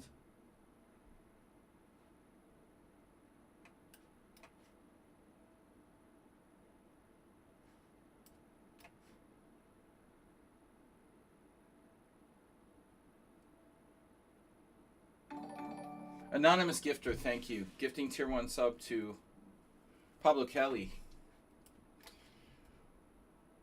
Whew, C4. Excellent move by my opponent.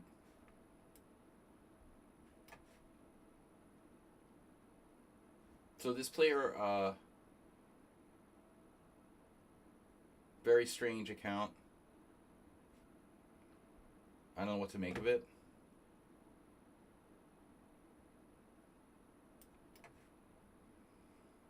I can put some pressure on maybe A6 with the A6 bishop. I don't like their knight coming to C3, optimal square.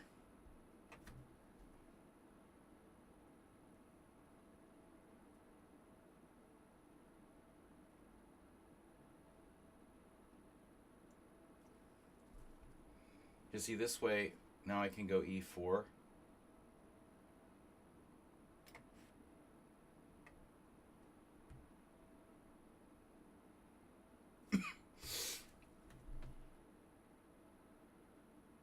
There was some problem if I played E4 with the knight on C3.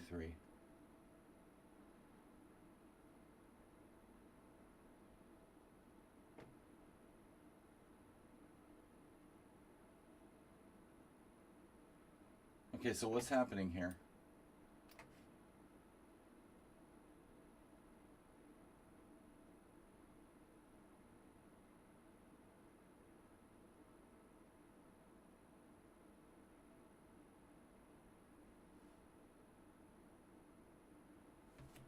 I want to play, well, we can play Rook B8, Rook B8. We can play Rook B8, Rook B8. Or just Rook B8. Yeah, I don't know what the deal with this opponent is. I mean, they missed the first round, 2 tournaments in a row. They won the tournament last week, very strangely. Then, you know, they don't really talk.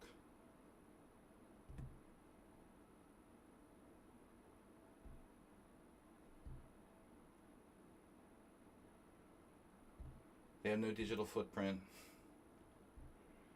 I don't know.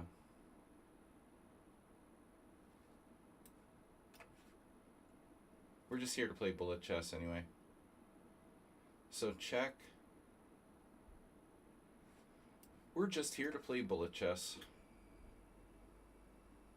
Bishop takes C4.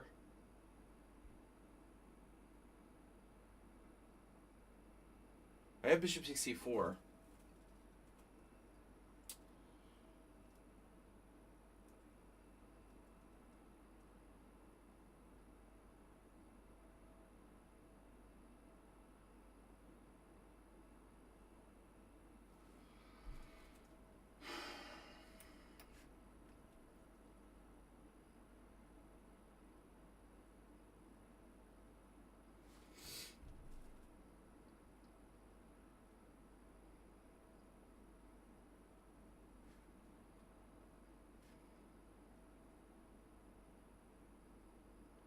It's like we're playing a bullet game again in 10+5. Because I love bullet chess so much.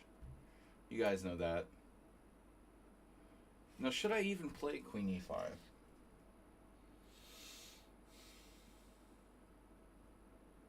Well, why not?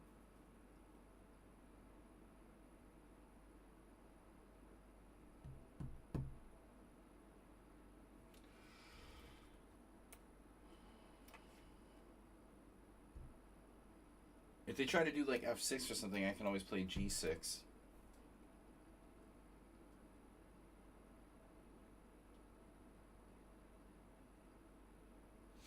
So somehow they came, it's like the time that I played Kamsky, and he was a half an hour late, or I don't know, not a half an hour, but it was still a long time. It was like 15 minutes late to the game. I didn't have a chess set, and you had to like bring your own chess set. So Kamsky manages to come like 15 minutes late, where he's probably preparing for me in his hotel room until the last minute.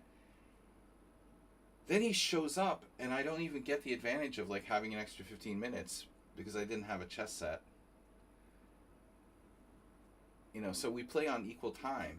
It's like bullshit, you know. He was 15 minutes late. I was there on time. That's the problem with American chess tournaments.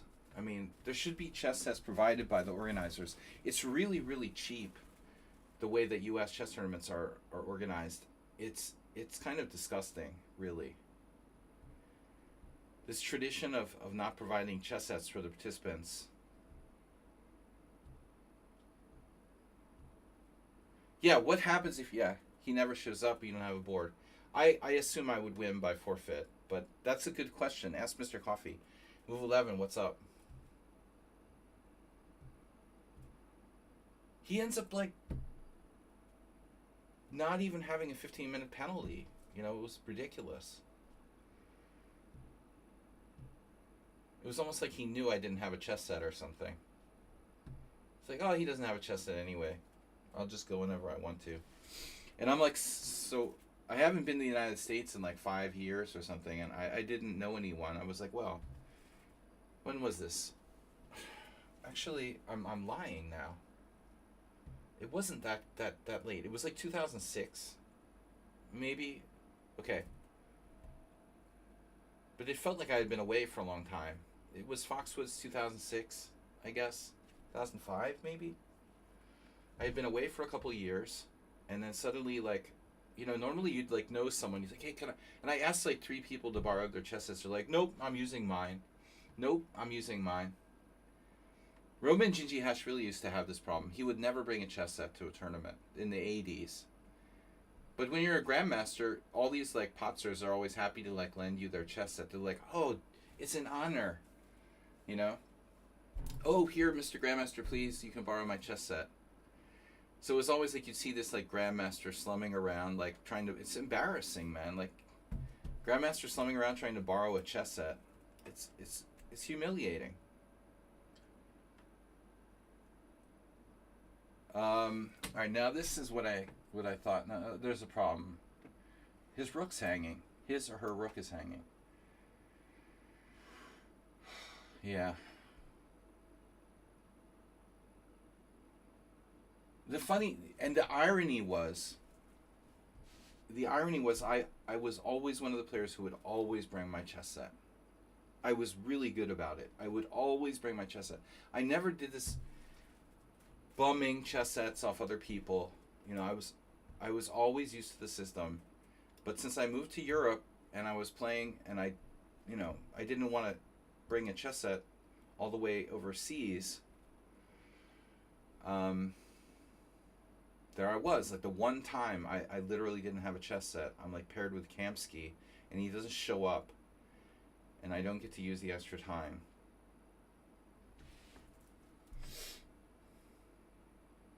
Rook b2.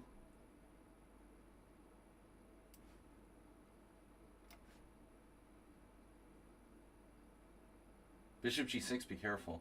That's the kind of blunder I would make, like I made last year in the World Senior against Plotkin. It was, oh my god. Imagine if bishop takes g6 worked. Only one player is watching our game. Sigaru. That's why it was ironic, you know. I never ever forfeited a game except the one time. I have a perfect record of like never forfeiting an over the board game until Boylston Chess Club Championship 1999. No. Maybe 99? I want to say 99. Yeah, I keep confusing this memory. I think it was 99. But I had mixed up some things in this memory. I missed an adjournment. Yeah, it had to be earlier, 99. Did we have adjournment still in 1999? Maybe. For Club Championship, it was a long game. We could only play until like 11 p.m.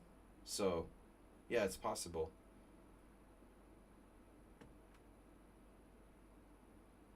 possible.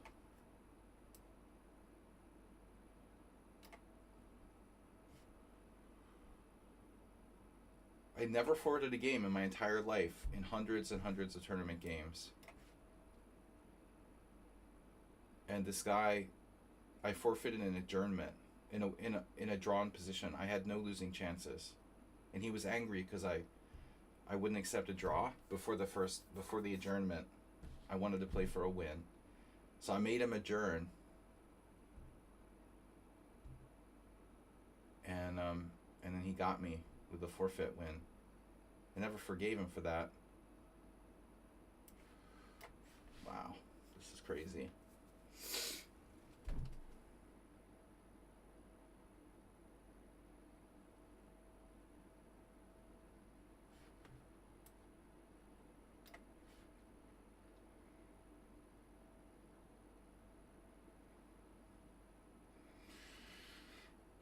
I don't know what you guys are talking about. But it's the same irony, you know. I've literally never forfeited a game. The guy, like, claims a forfeit against me in an adjournment at a chess club where I've never forfeited a game in my life. And I'm like an upstanding member. Dirty bastard. Yeah. Oof. Wow. What a move.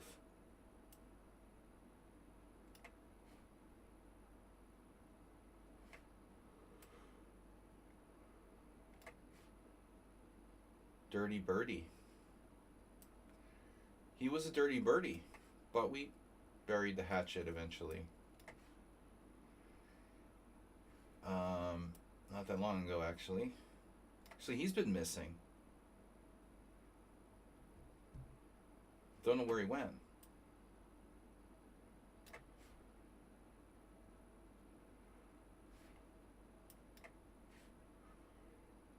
He used to come to the stream occasionally.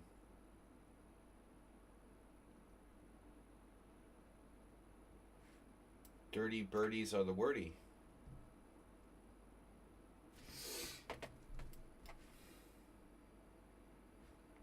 Never resign.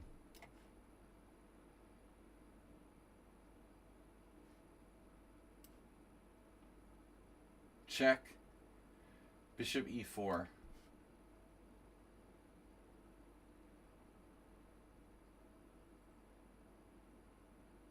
Bishop e4 anyway. Oh no.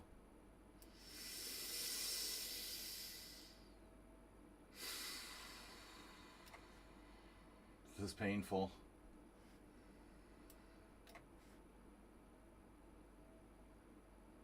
Maybe I can hang a whole rook. They would be proud if they beat me. If I hang a whole rook. They'd be proud of this victory.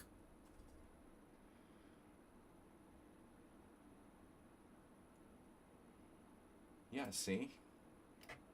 My opponent would never resign. Down exchange in 2 pawns. Happened here. No, White had interesting chances at some point in this game.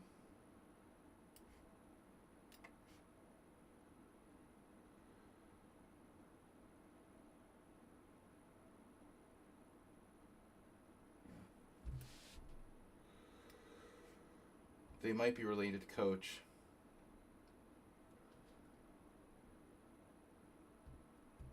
So I just had these weird things happen, you know. I'm never late to a game, and I don't have a chess set. I never forfeit, and they're like, they could have just been friendly about it and not called me on it. But they claimed a win in a position with no winning chances in a club tournament, club championship. I think I still won the tournament, if I remember correctly. Maybe the only year I ever won the Boylston Championship. This is crazy not to resign. Seriously. Are you serious? You're seriously not resigning here. Because that borders on sociopathic behavior. Does anybody else agree with me? This is like sociopathic to not resign here? Because I kind of think so.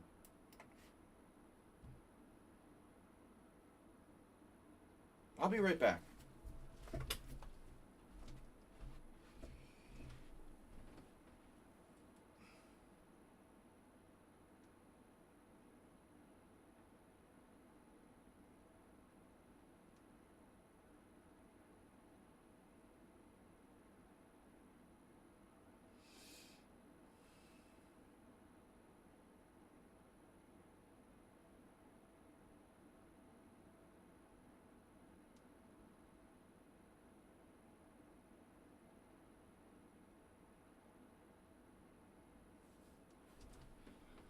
Sorry about that, guys.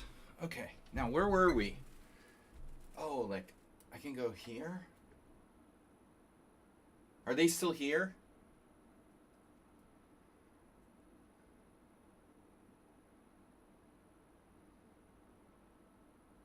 This is the online chess culture. I'm serious. I should ban them from the team. It's disgusting. But it's not just chess, Shaki. It's like Donald Trump is president of the United States. There is no morality anymore. Like, it doesn't exist. It's everything. It's not just chess. It's part of a global, like, total loss of... It's a total loss of any sort of morality. Internet, you know, global social media, YouTube, TikTok videos. I mean,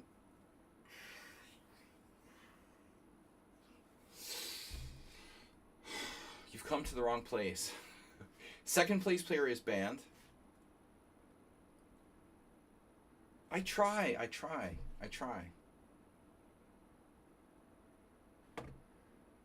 try to teach people to be morally responsible, you know, to respect culture and chess and your opponents. It's just like people are like drug addicts and they can't stop. And Arena International Master, like Nagy Laszlo. Nagy Laszlo is a Hungarian chess organizer, the legendary organizer of First Saturday chess tournament series for like 30 years. And he's like 1800 FIDE, though he used to be higher. He used to be 2000, but I think he's in Arena IM too. No, it's a meaningless title. But I'm not really qualified to go into much detail on that because I've never obviously opened an account. Yeah, they show that title on people's over-the-board tournaments. They like write it in. So it shows up on like your FIDE profile. Yeah, exactly. If you play in an over-the-board tournament, it'll say like, hey, I played in this one IM tournament. That was quite... No, it was a GM tournament. The one where Esterman like fucked us over and didn't show up. There was some Indian guy who was actually quite strong. He drew me. He was 2150. He was an AIM.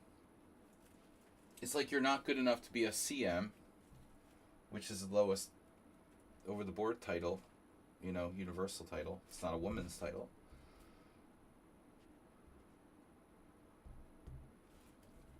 He was an AIM. Alright. Shaki, something went wrong with my board. It's like no color. What the hell? What's that? It's a bug. Alright, Shaki.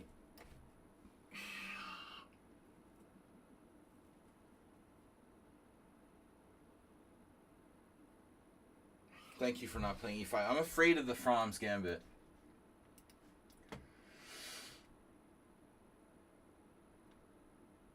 Nothing wrong with B6 though.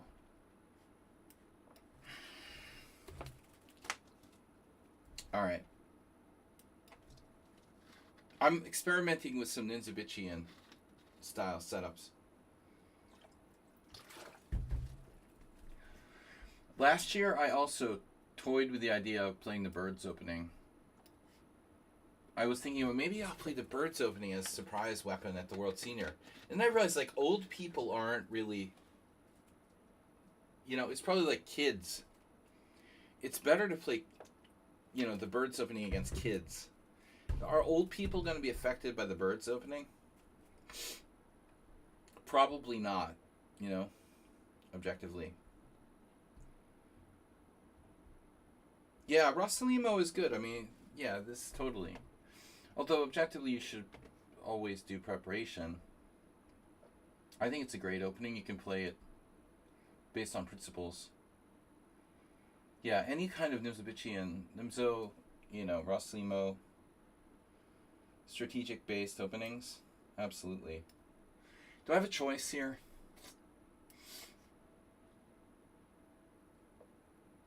Combative.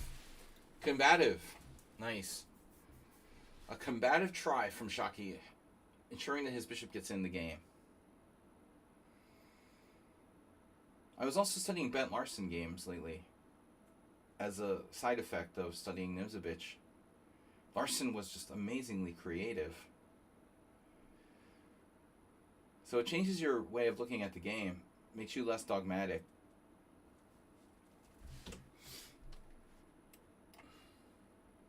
I don't know about Bishop E2. I don't know anything. I'm just a caveman. I fell in a crevasse and some ice, and the scientists thawed me out, and I went to chess school.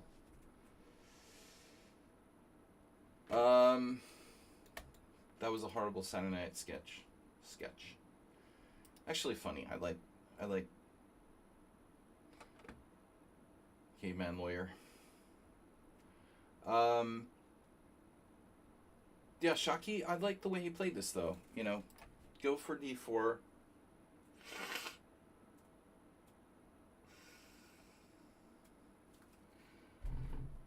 It's essentially a very principled approach, not to end up with a bad bishop. Yeah, Rossalimo, great opening. Speaking of Nimzovich. But I don't know, my whole idea of playing the Birds against old people, I don't think it's a good plan. I just thought I could use it as a surprise weapon. You know, maybe just... You'd have to find a very specific opponent, you know, probably. I will say this, like,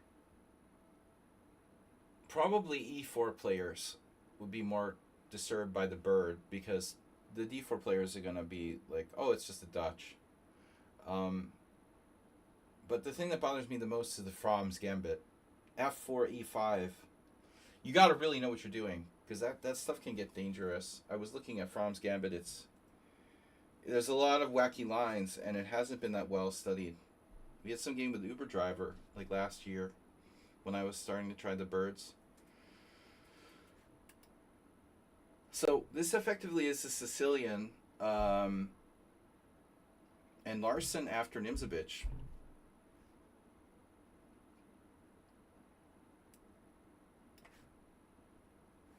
And someone on sound. So here I was considering c4. But the thing is, if I play c4, he goes knight f5, and if he comes in, that's probably it for my dark squares. This is different. Now if you try to go in, I can take, and it's not that bad. So this is basically... yeah, like someone on sound had played these lines. It's e4. Larson played this a lot. e4, c5, f4, or d3, followed by bishop e2 and f4. I'm not afraid of knight f5 to e3. It just leads to very complex play. I had some trouble with someone on sound.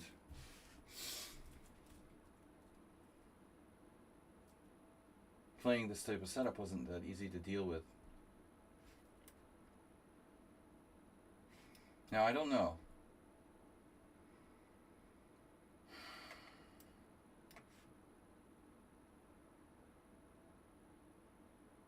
And it's also it's like in English in reverse. I've had a lot of games from Shaki's sort of side of the position where I was playing the English with white and black did E5, F5, D6 type setup, and you get this. So I've been on both sides of this type of position quite a bit. You know, it's interesting.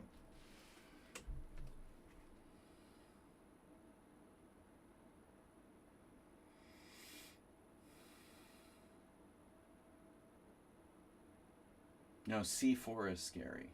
You gotta watch that lever. Lever me this, Batman.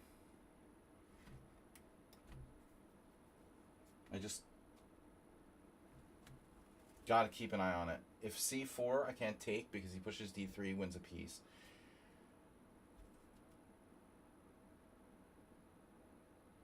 If he takes a C3, I take back with the pawn. With the pawn. The plane. Did anybody see the new season of South Park?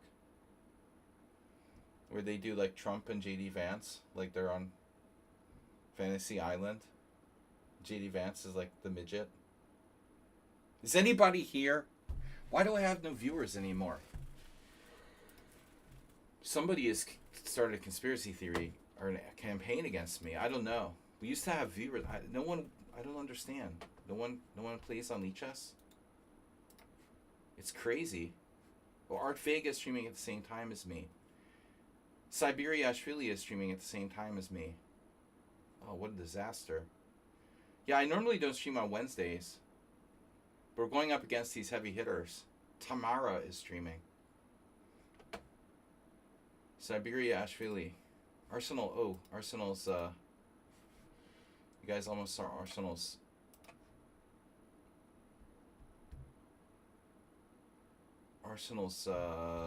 correspondence game. Siberia Ashvili. I normally don't stream Wednesdays. We're streaming Tuesdays, Thursdays, but we'll get back to the normal schedule next week. Or maybe the week after that. Did you see South Park, Astrobate? The plane! So Shaki didn't go for h5. A lot of times I like to play h5. And you don't castle or delay castling. Or you can play it like a Gurinidze where you do h5, g6, king f8, king g7. So now we just follow the summon on sound system with queen e1. If I ever close the position with like c4, then knight e3 I think takes on more value. You have less control of the dark squares. When you go there, you necessarily give up dark square control. Here, kind of a passive plan, isn't it? Rook d1.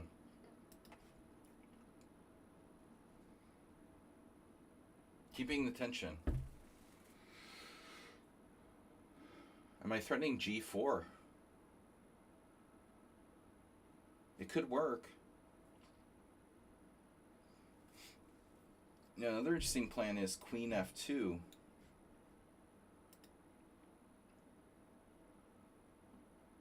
Abysmal. Pepto-Bismol. 8 viewers. This is embarrassing. I'm going to quit streaming.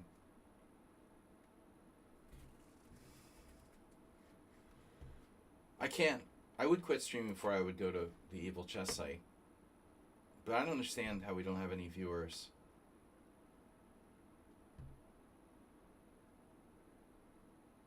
Maybe I need to go back to Kick.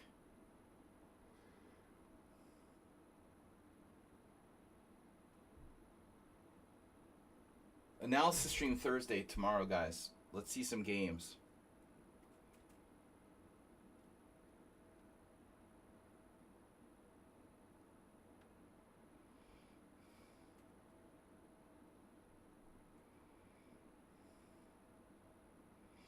We did get a sub today.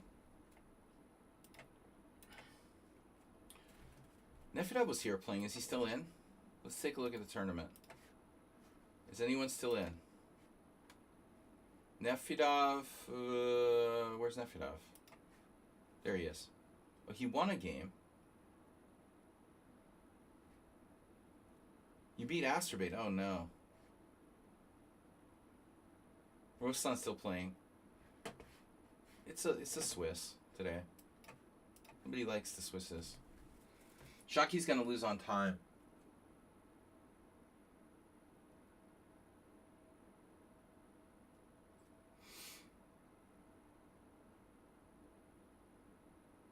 The thing about playing the H5 type setups is that you don't have to think about it. You know, your knight on F5 is solid. Now he has to wonder, like, am I gonna play G4 at some point? Now, if my queen weren't on E1, I could trap your bishop on H4. But G4 is a very risky move for white. I feel I was sorry. I'm sorry too.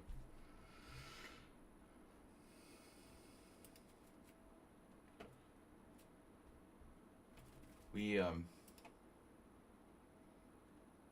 got to be more consistent about streaming.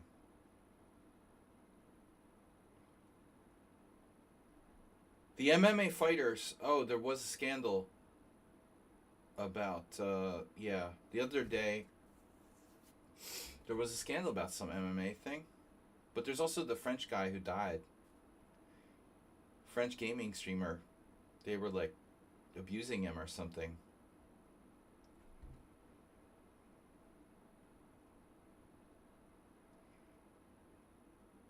To make views and stuff.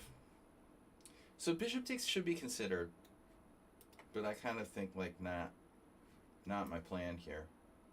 Let's think through, though. I mean, there is bishop a6. Is bishop a6 a problem? Because if it is, pawn takes pawn, bishop a6. c4 is unwise. So I'd have to play d4. He'll probably have to trade and then trade again on d4. He wins a pawn there. Wow. So this is serious. I might not be able to play pawn takes pawn because of bishop a6. We have to consider all the possibilities. Pawn takes pawn, bishop a6, rook d1, bishop takes d3. Try to pin him with, like, bishop c1. He has c4. Doesn't look good. So the plan was to take with the pawn, but black has bishop a6, and now I need an answer. Very concerned. I could always play c4, but it's extremely anti-positional.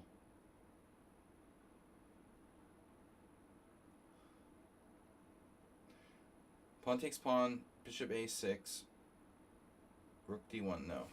Bishop takes. This isn't what I wanted to do. But still, it's okay. It's okay. It's not great.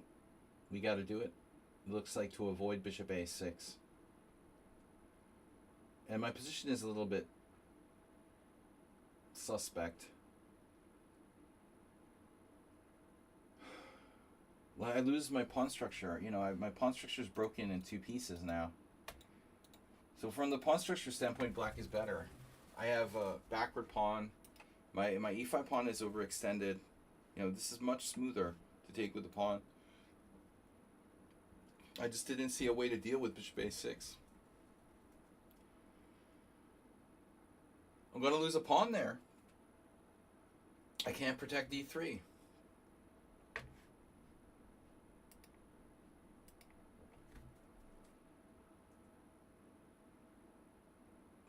Knight on c2 is pretty bad.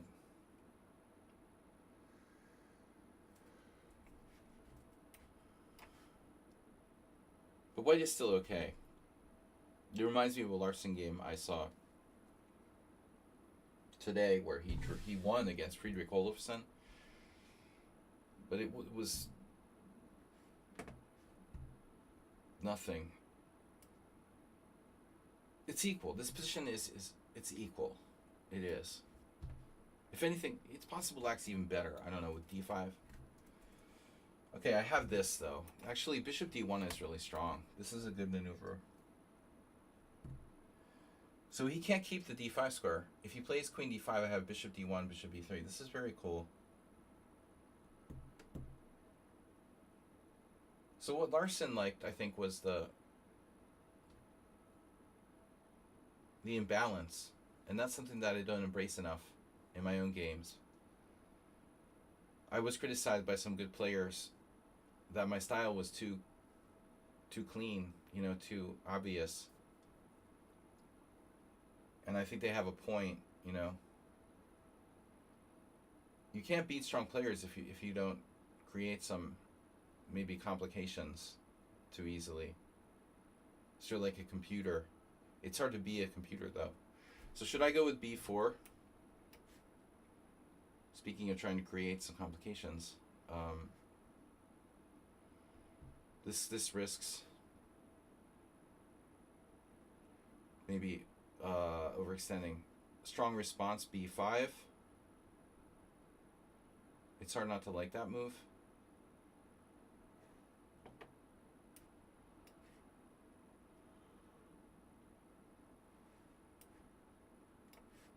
Snake Benoni, in effect.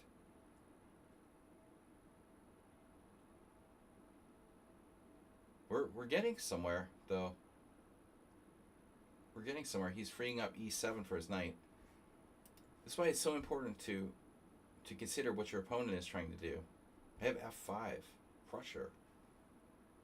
Fred the Crusher.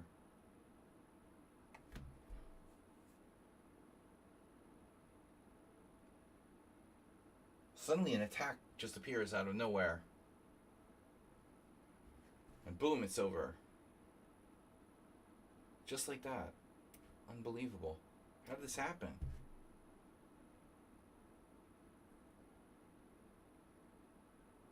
Oh no. Either way.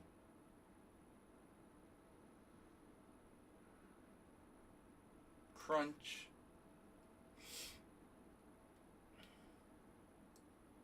So deceptively dangerous for black. How easily this can go. Why do people criticize you for your style?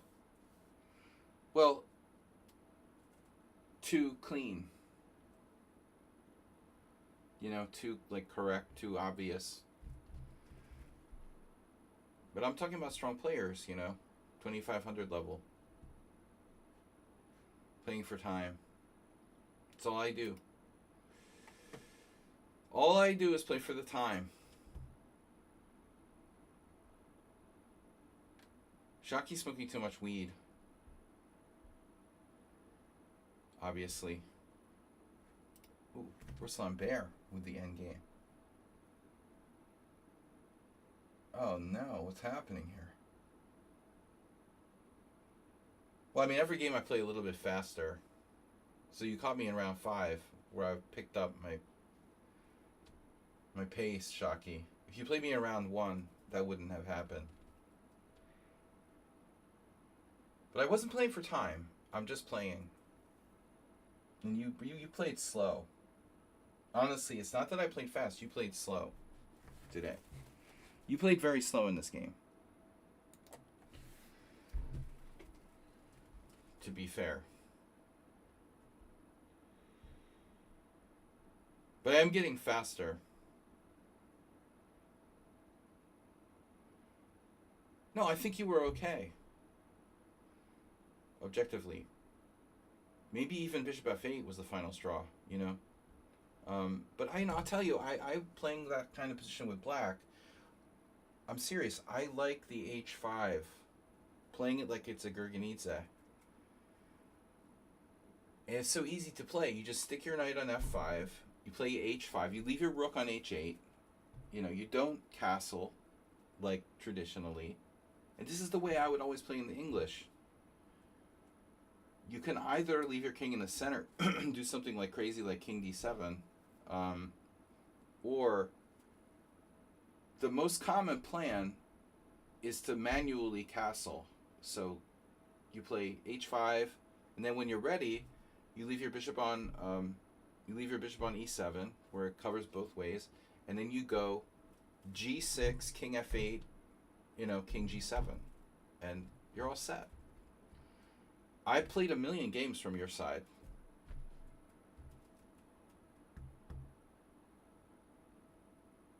Taking with the pawn was my plan, but it was just bad. I didn't see what I could do. After bishop a6, I'm just screwed.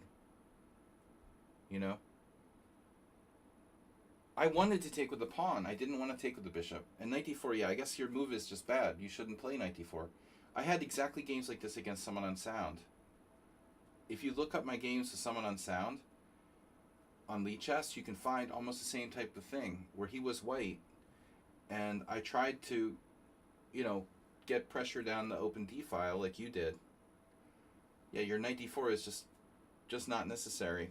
I know I always have rook d1. But I think you're fine. You're not worse. You're probably a tiny bit better, because my structure is dubious after bishop takes c3.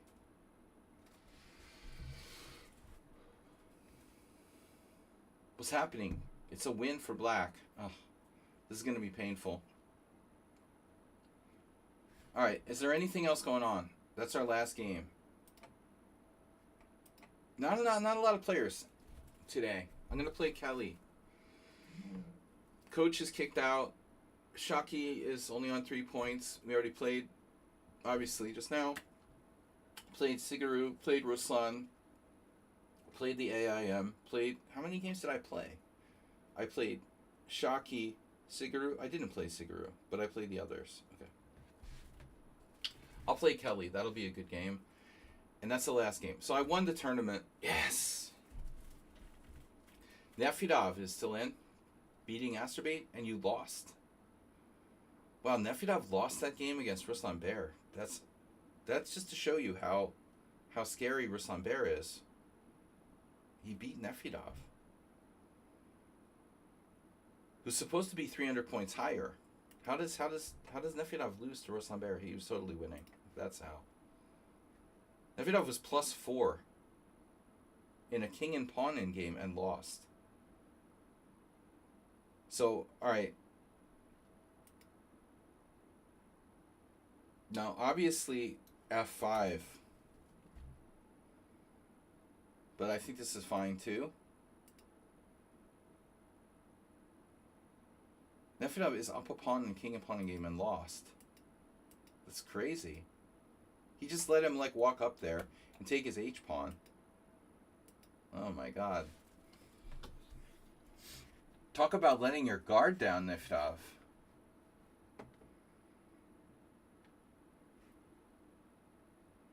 So now it's a 4 pawns against 1. Now who doesn't resign? These guys deserve each other. Ruslan Bear and the AIM. Both players who never resign. They're going to be in hell. Playing winning positions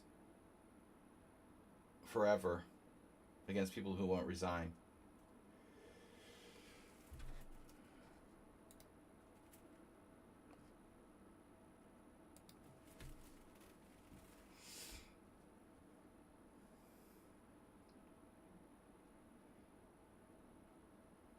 Yeah. No, I don't think that black should resign. 4 pawns against 1. Black has an extra pawn they don't even need here. Even just 3 would be winning. You don't even need the f7 pawn.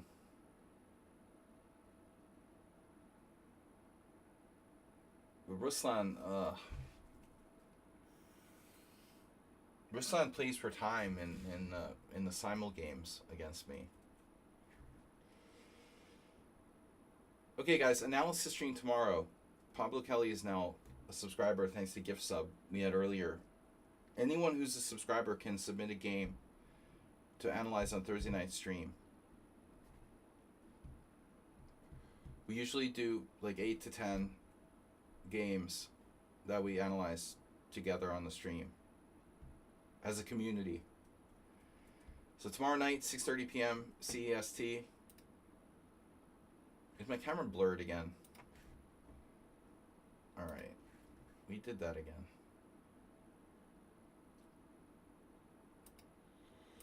Playing poker on Tuesday nights is kind of brutal. But because of the summer, everyone is away for the weekend, so we started playing poker on Tuesday nights.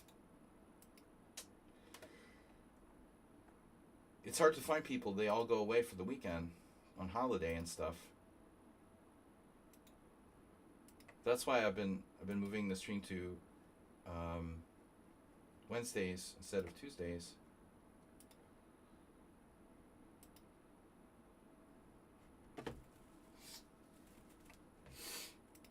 Very unlucky yesterday. Played well and I got nothing to show for it. G4 draw offer, and that's sportsmanlike. The draw offer.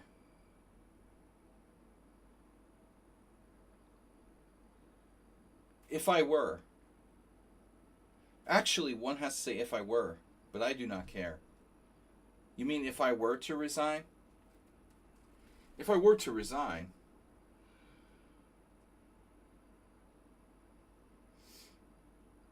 you don't have to do anything except for pay taxes and die. That's what my dad always said. That doesn't apply everywhere, though. Just in the United States. That's how seriously we take the tax agency in the United States.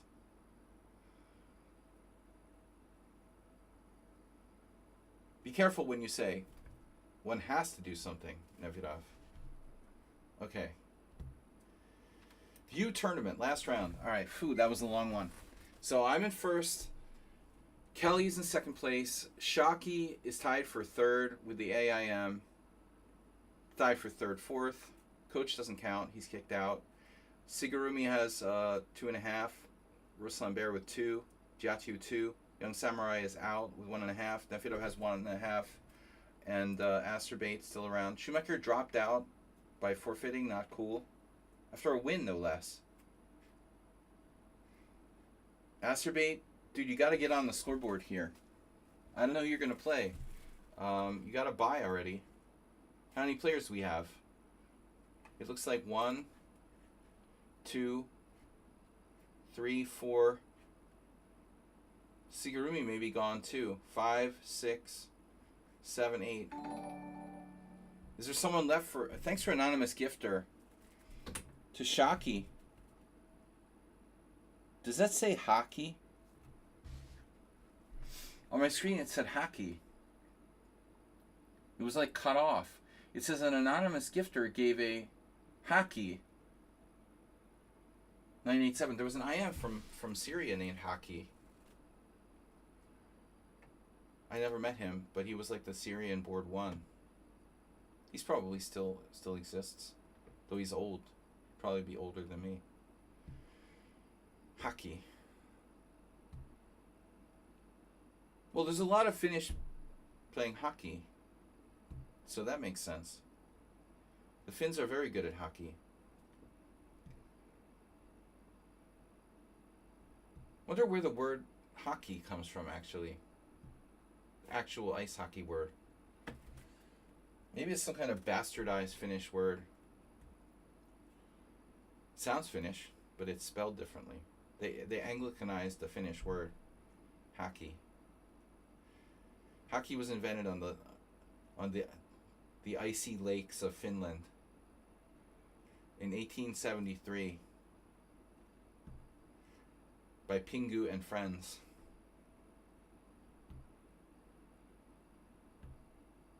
Pingu and Robbie the Seal.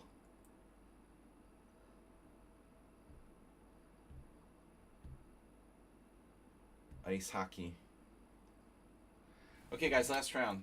I play Kelly. That leaves Shockey, the AIM, Ruslan Bear, Gia, Nefidov, and Asterbait. And Asterbait's already played Nefidov. Who can you play? Who can Asterbait play? All right, last game. Good luck. No Caro-Kann. Can't play Caro-Kann. I hate Caro-Kann.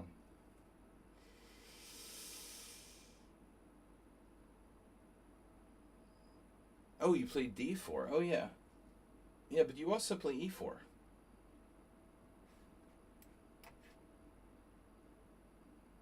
I know what I can do. This is my, like... I tried this against you already. If you play bishop f4, I'll play b5.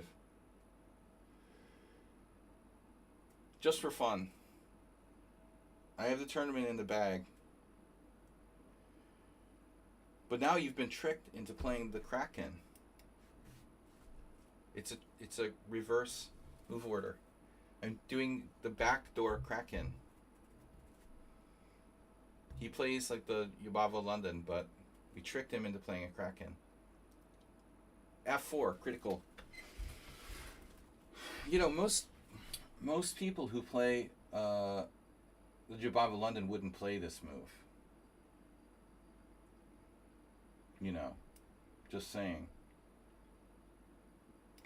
B5 is very risky. So I did not invent this opening. This has been played over the years by various grandmasters, various dubious grandmasters. And at this point, I think I don't really have a lot of choices. The computer has,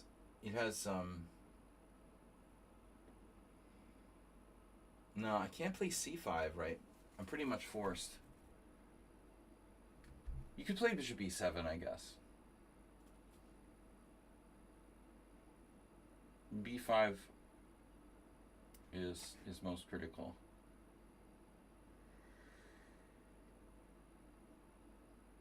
Obviously a very dangerous line. Mr. Slow variation. You could be transposing to the Mr. Slow. Now I have c5. You know what's funny? It can turn into a Najdorf.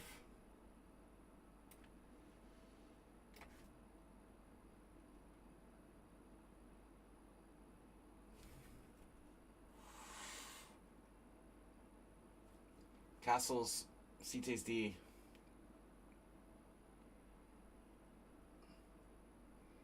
Backdoor Najdorf.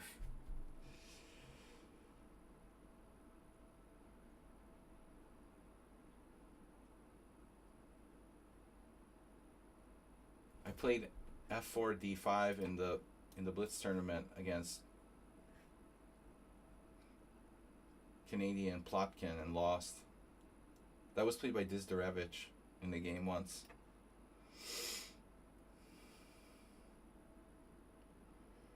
But objectively e6.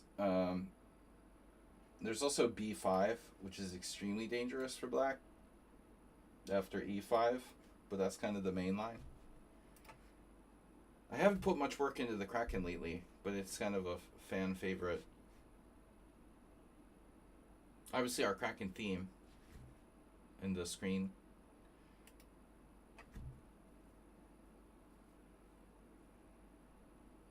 But it fits my style. Danish international master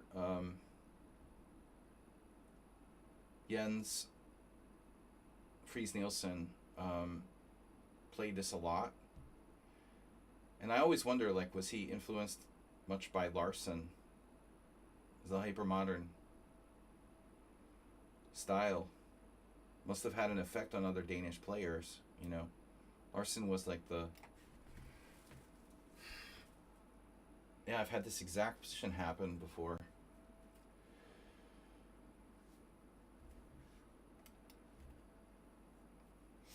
But I don't think that white played this optimally.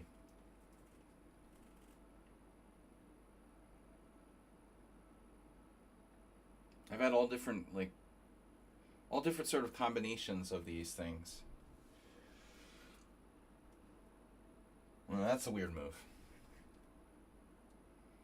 White's freaking out a little bit with bishop e4. Definitely suboptimal. I'm glad to get that. Now black is better. White is overextended. Well, you could argue that my c-pawn is a little overextended as well. Am I exaggerating to say that black is better here? Probably not, but it's not that bad for white. He hasn't completely crossed the line. Now he has to make a decision. Is it rook e1, move your knight, or play knight d6 check?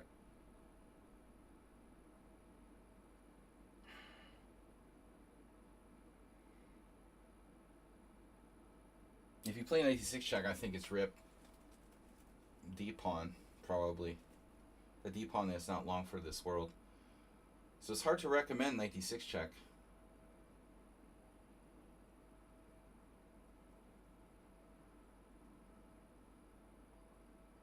So he plays knight g5. Okay. Now, black wants to develop. Black wants to develop. White wants to play bishop e3, probably. If I play h6, we kick his knight back to h3.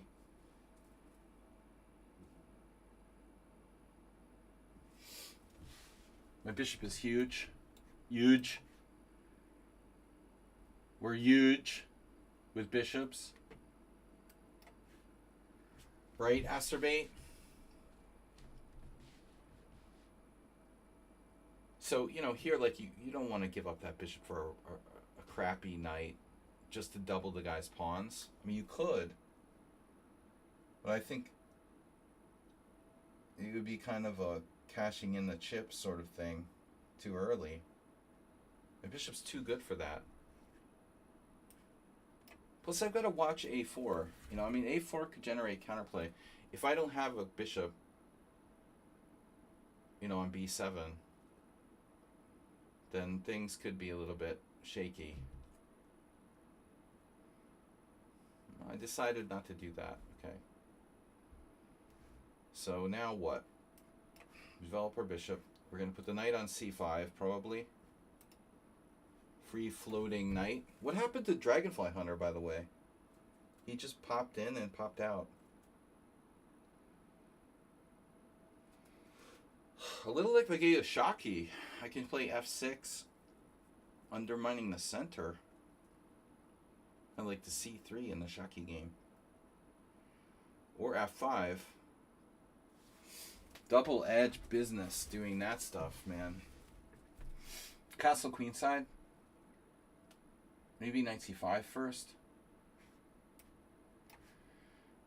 The nice thing about knight c5 is that it stops a4. Well, one nice thing about it. But on the other hand, it takes pressure off the e5. I gave up on that anyway. So he's still hanging in.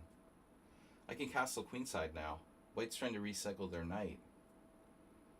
Not a solid choice, but I have castle queenside. It's also possible to play g5.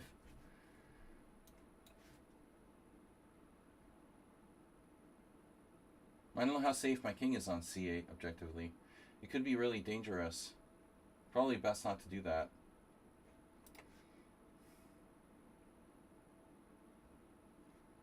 Yeah, he's got a blockade of d4.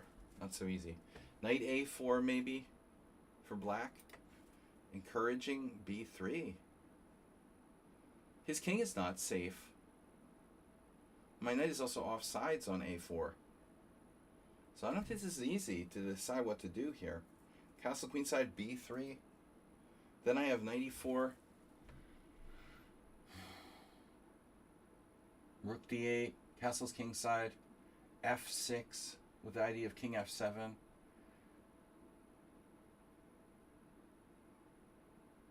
Oh man, this is tough. I don't know what to do. I really don't know what to do. Too many choices. Too many choices. Bishop pair is nice. Pairs. Too many pairs can have an effect on the body. Plums are worse. I don't know what to do, man.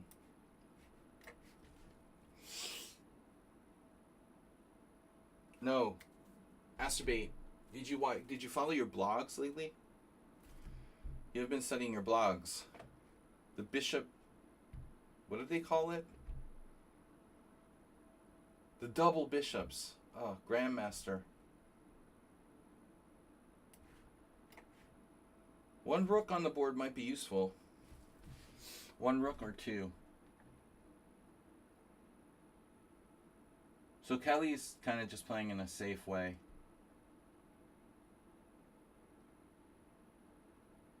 So knight a4. I do have a try. Pretty extreme. Knight a4.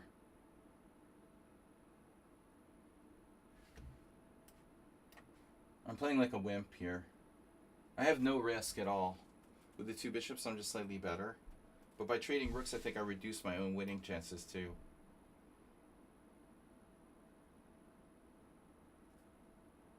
What happened? Gita B? Gita B. Gita B is here. Long time no see. Gita B. It rhymes. Long time no see Gita B. Gita B. Gita B. They've been a viewer for a long time, though very rarely in the stream. Nice to see you again.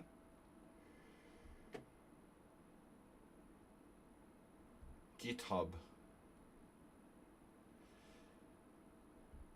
Alright, so it's the last round. I have a perfect score. I'm playing low risk. Can we squeeze the opponent with the two bishops?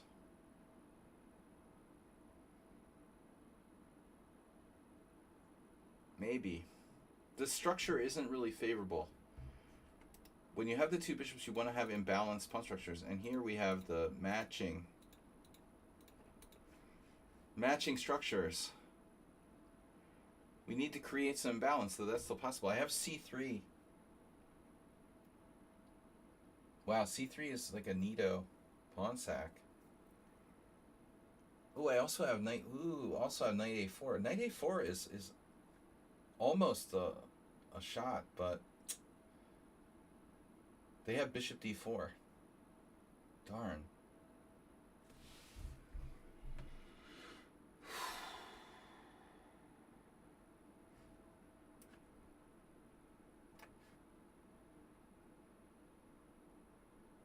Probably a draw if you're playing a computer here.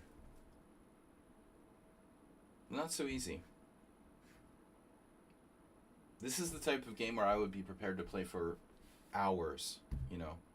A lot of pawns left on the board. If I was really serious, I probably wouldn't have traded rooks. I think that that's to black's benefit to keep a set of rooks on the board. But I'm honestly tired.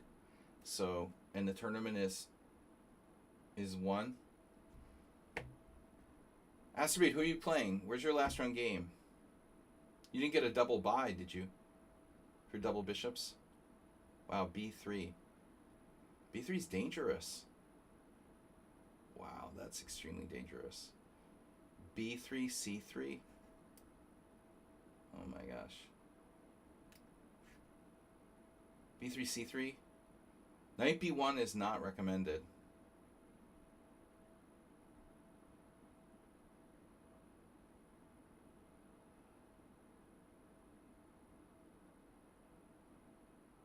Oof. This could get very serious.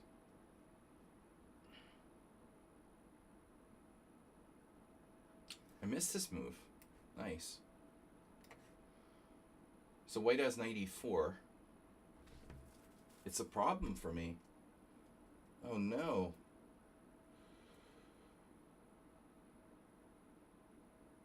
Bishop takes e4. Bishop takes e4, bishop g1. That's not good. Wait, and my c-pawn is hanging. So this is an issue.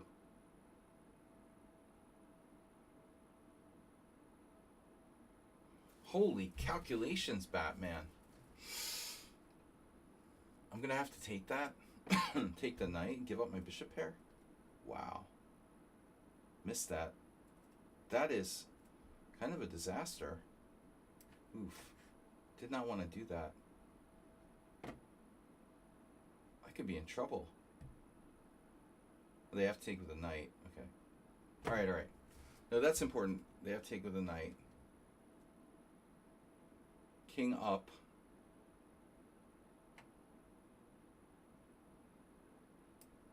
B4. No, you can only put one piece on D3 at a time.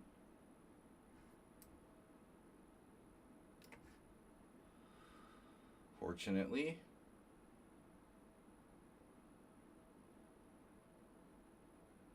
Great defense by white.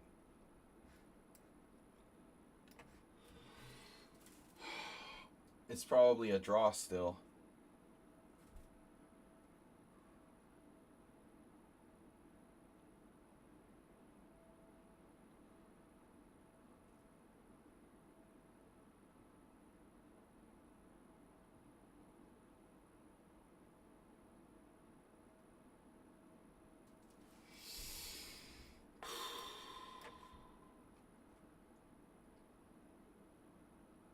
Trying to play A4. Do I want to do that? Yeah, why not? Of course I want to do that. I could lose by going too far. Look at the white king. It got to D4. This guy's a genius. How did he get this position? F5. Combative. Playing for a win. Bishop takes B3. Pawn takes B3. A4. Obviously not. Are you threatening me? G5? Kind of like... Don't like that. Wow. We're gonna need to think about defense. That's disturbing. But bishop F3. I can go here.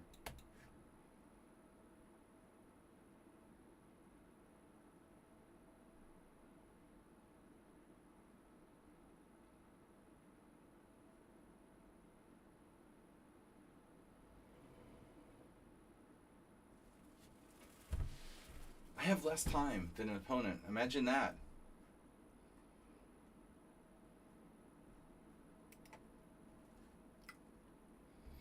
Anonymous, thanks for the gift subs to Pablo Kelly and Shaki.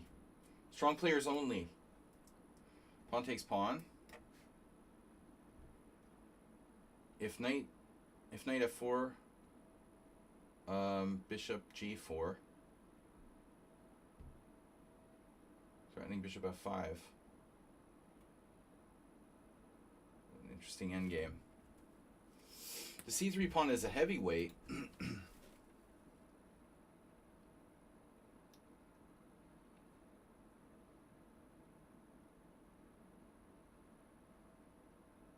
There's a very interesting continuation, you know, A4 check. That's what I was going to say.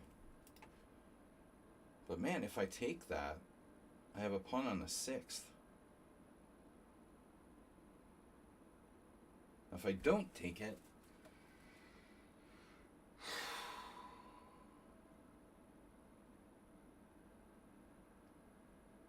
it's safer to not take it. I don't want to give him my C3 pawn.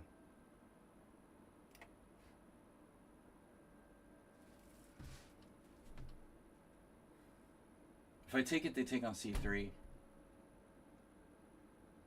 My pawn structure is degraded. You're degrading my pawn structure, Asterbate.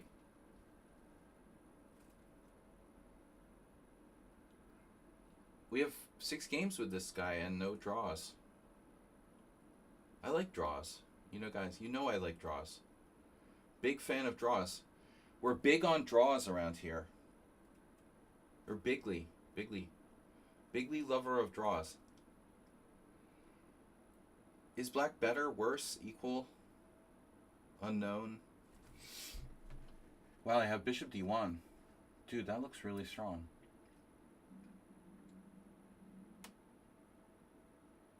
I think he's in trouble after that. Oof.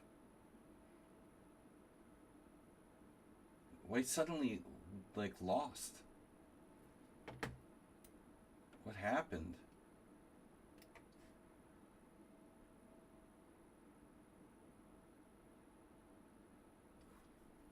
The E5 pawn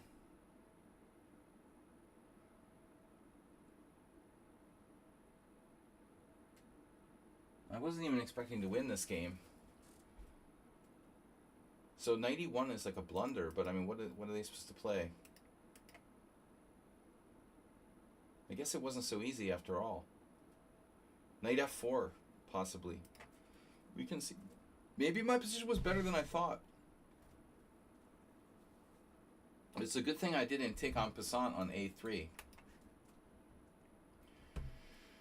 Guys, tomorrow, analysis stream, Thursday.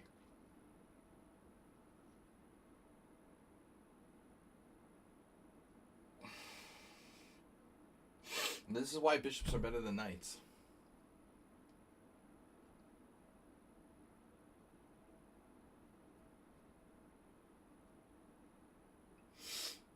So white keeps everything protected, but not for long. This is lost now. G5 check. Simply winning.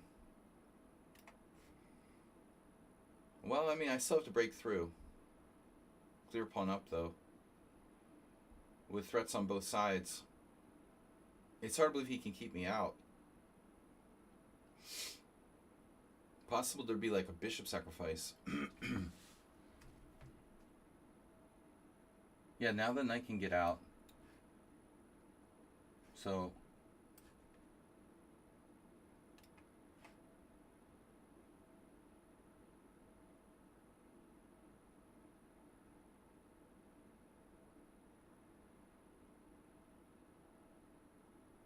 Wow.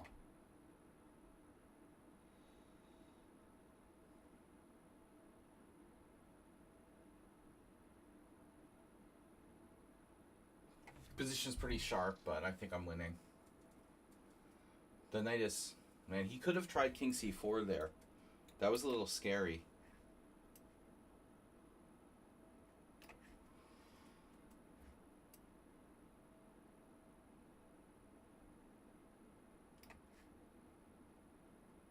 Watch for this fork.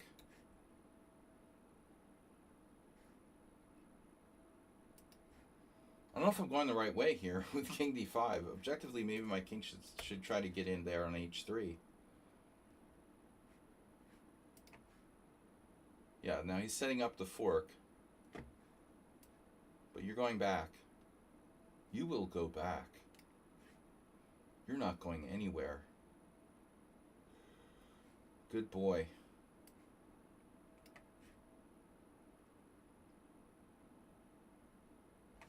Now we get him lined up on c2.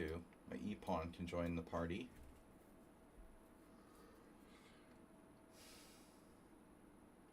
Still have to break through.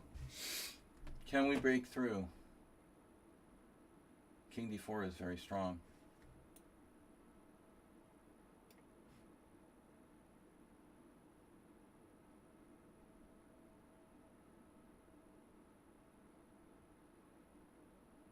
Knights. This looks wound. Check. Checking bishop d1. Oof. Serious problems then.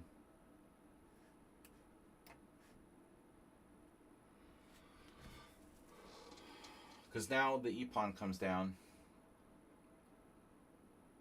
Actually, he's just running out of moves. This looks fine. Nothing you can do. The Kraken! Crackulator.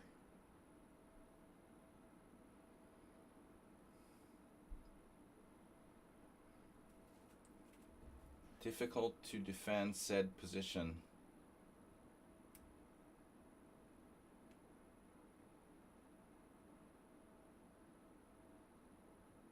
Is there any case where you could play knight f3 check and not be lost in the king and pawn game? Nah. No way. Because I could also just move my king. Take. h5 is also good.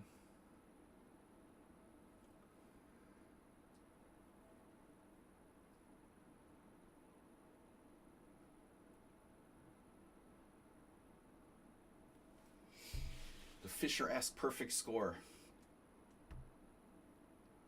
Now G4. All right. So now E4 and I'm in. E4, knight G2.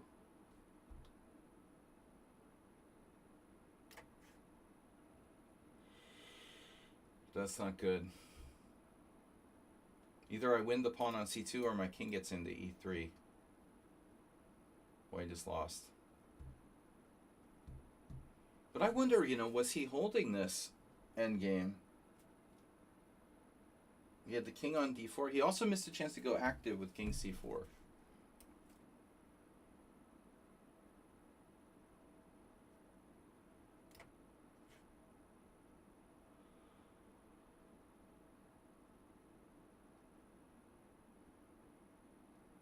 This one I'd probably be winning if I sacrificed my bishop on C2 with black to play. So 2 moves.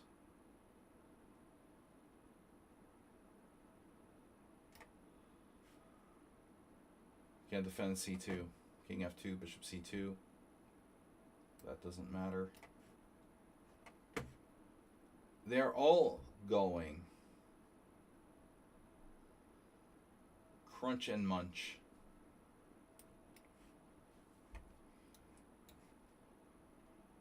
This pawn chain will feed a family of 3.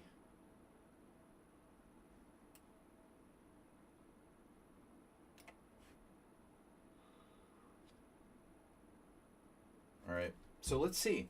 Were you holding this endgame? Yeah, it looks like you were. Until this king move. It's a blunder losing. It's not easy, but it's a draw. So I could have taken on A3. Oh my god. So ironically, A4 doesn't save the game only because of takes. Wow. So this pawn on A3 is stronger than I thought. I would need more time. I mean, I thought maybe, but I wasn't sure. So apparently you were okay.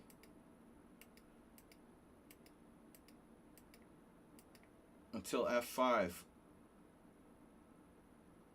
It's ironic because he was confident and then this move was like an attempt to play for a win. And that's actually even borderline losing move. The opening was interesting. See Johnny Hector versus Fries Nielsen. We're following that, and Johnny Hector played the critical E5, and Fries Nielsen played knight FD7. This is really rope-a-dope for black. But that's what I'm talking about by creating imbalance.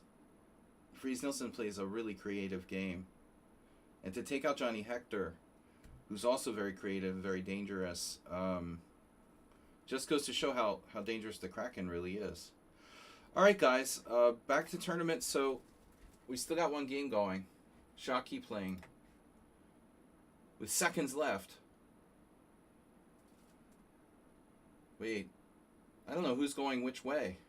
We're black. We're Shockey. He's got an extra pawn or two, but he's on a rook. What? No, we're white. Oh my god. Shockey's white. Black has a million pawns. I didn't know what way it was going. Shockey's winning. 2 rooks. 2 rooks are better than 1. No stalemate, Shockey, be careful. Yeah, it doesn't give the opponent the chance for the stalemate. That's the single biggest hope of all players. Well, let's see how accurate Shockey is here. Very hard to find this. Oh. No way. He played rook h8. Are you doing that on purpose? That's a cute mate, though. And they resigned. Bad technique with rook h8, but maybe he did it on purpose. So, like, king move is made in 1. Mate in 2. You know, any king move. King F2, King H2, Rook takes H4 mate. But maybe he just wanted this pretty mate with the 2 rooks. Can't stop it. King G2, King E2, followed by Rook G4 mate. Double Rook mate. Alright, so Shockey wins. Shockey climbs the ladder to finish second. Shockey, it's been a while since he's been in the prize ceremony. Sparkle Horse with 6, Shockey with 4, Kelly M 3rd place. You guys deserve it. Kelly M with 3rd. Then AIM, Nefidov getting a last round win against Gia. Asterbait got a win in the last round against Ruslan. Ruslan forfeiting. A win is a win, Asterbait. Good job. And like we've got a total of 19 players. Asterbait getting 8th place, Ruslan in 9th, and Gia in 10th. Thanks everybody for playing. I'm going to get some rest. We're going to be back tomorrow night, Thursday night, analysis stream. Don't forget to submit your games. Thanks everybody for watching and tuning in. Nefidov, Asterbait, Mr. Coffee, Shockey, and all of you. Thanks for your support, and we'll see you for analysis stream tomorrow night. Gita B. Thanks everybody, Kelly M, and Siguru, Ruslan Bear, everyone. Thanks for watching.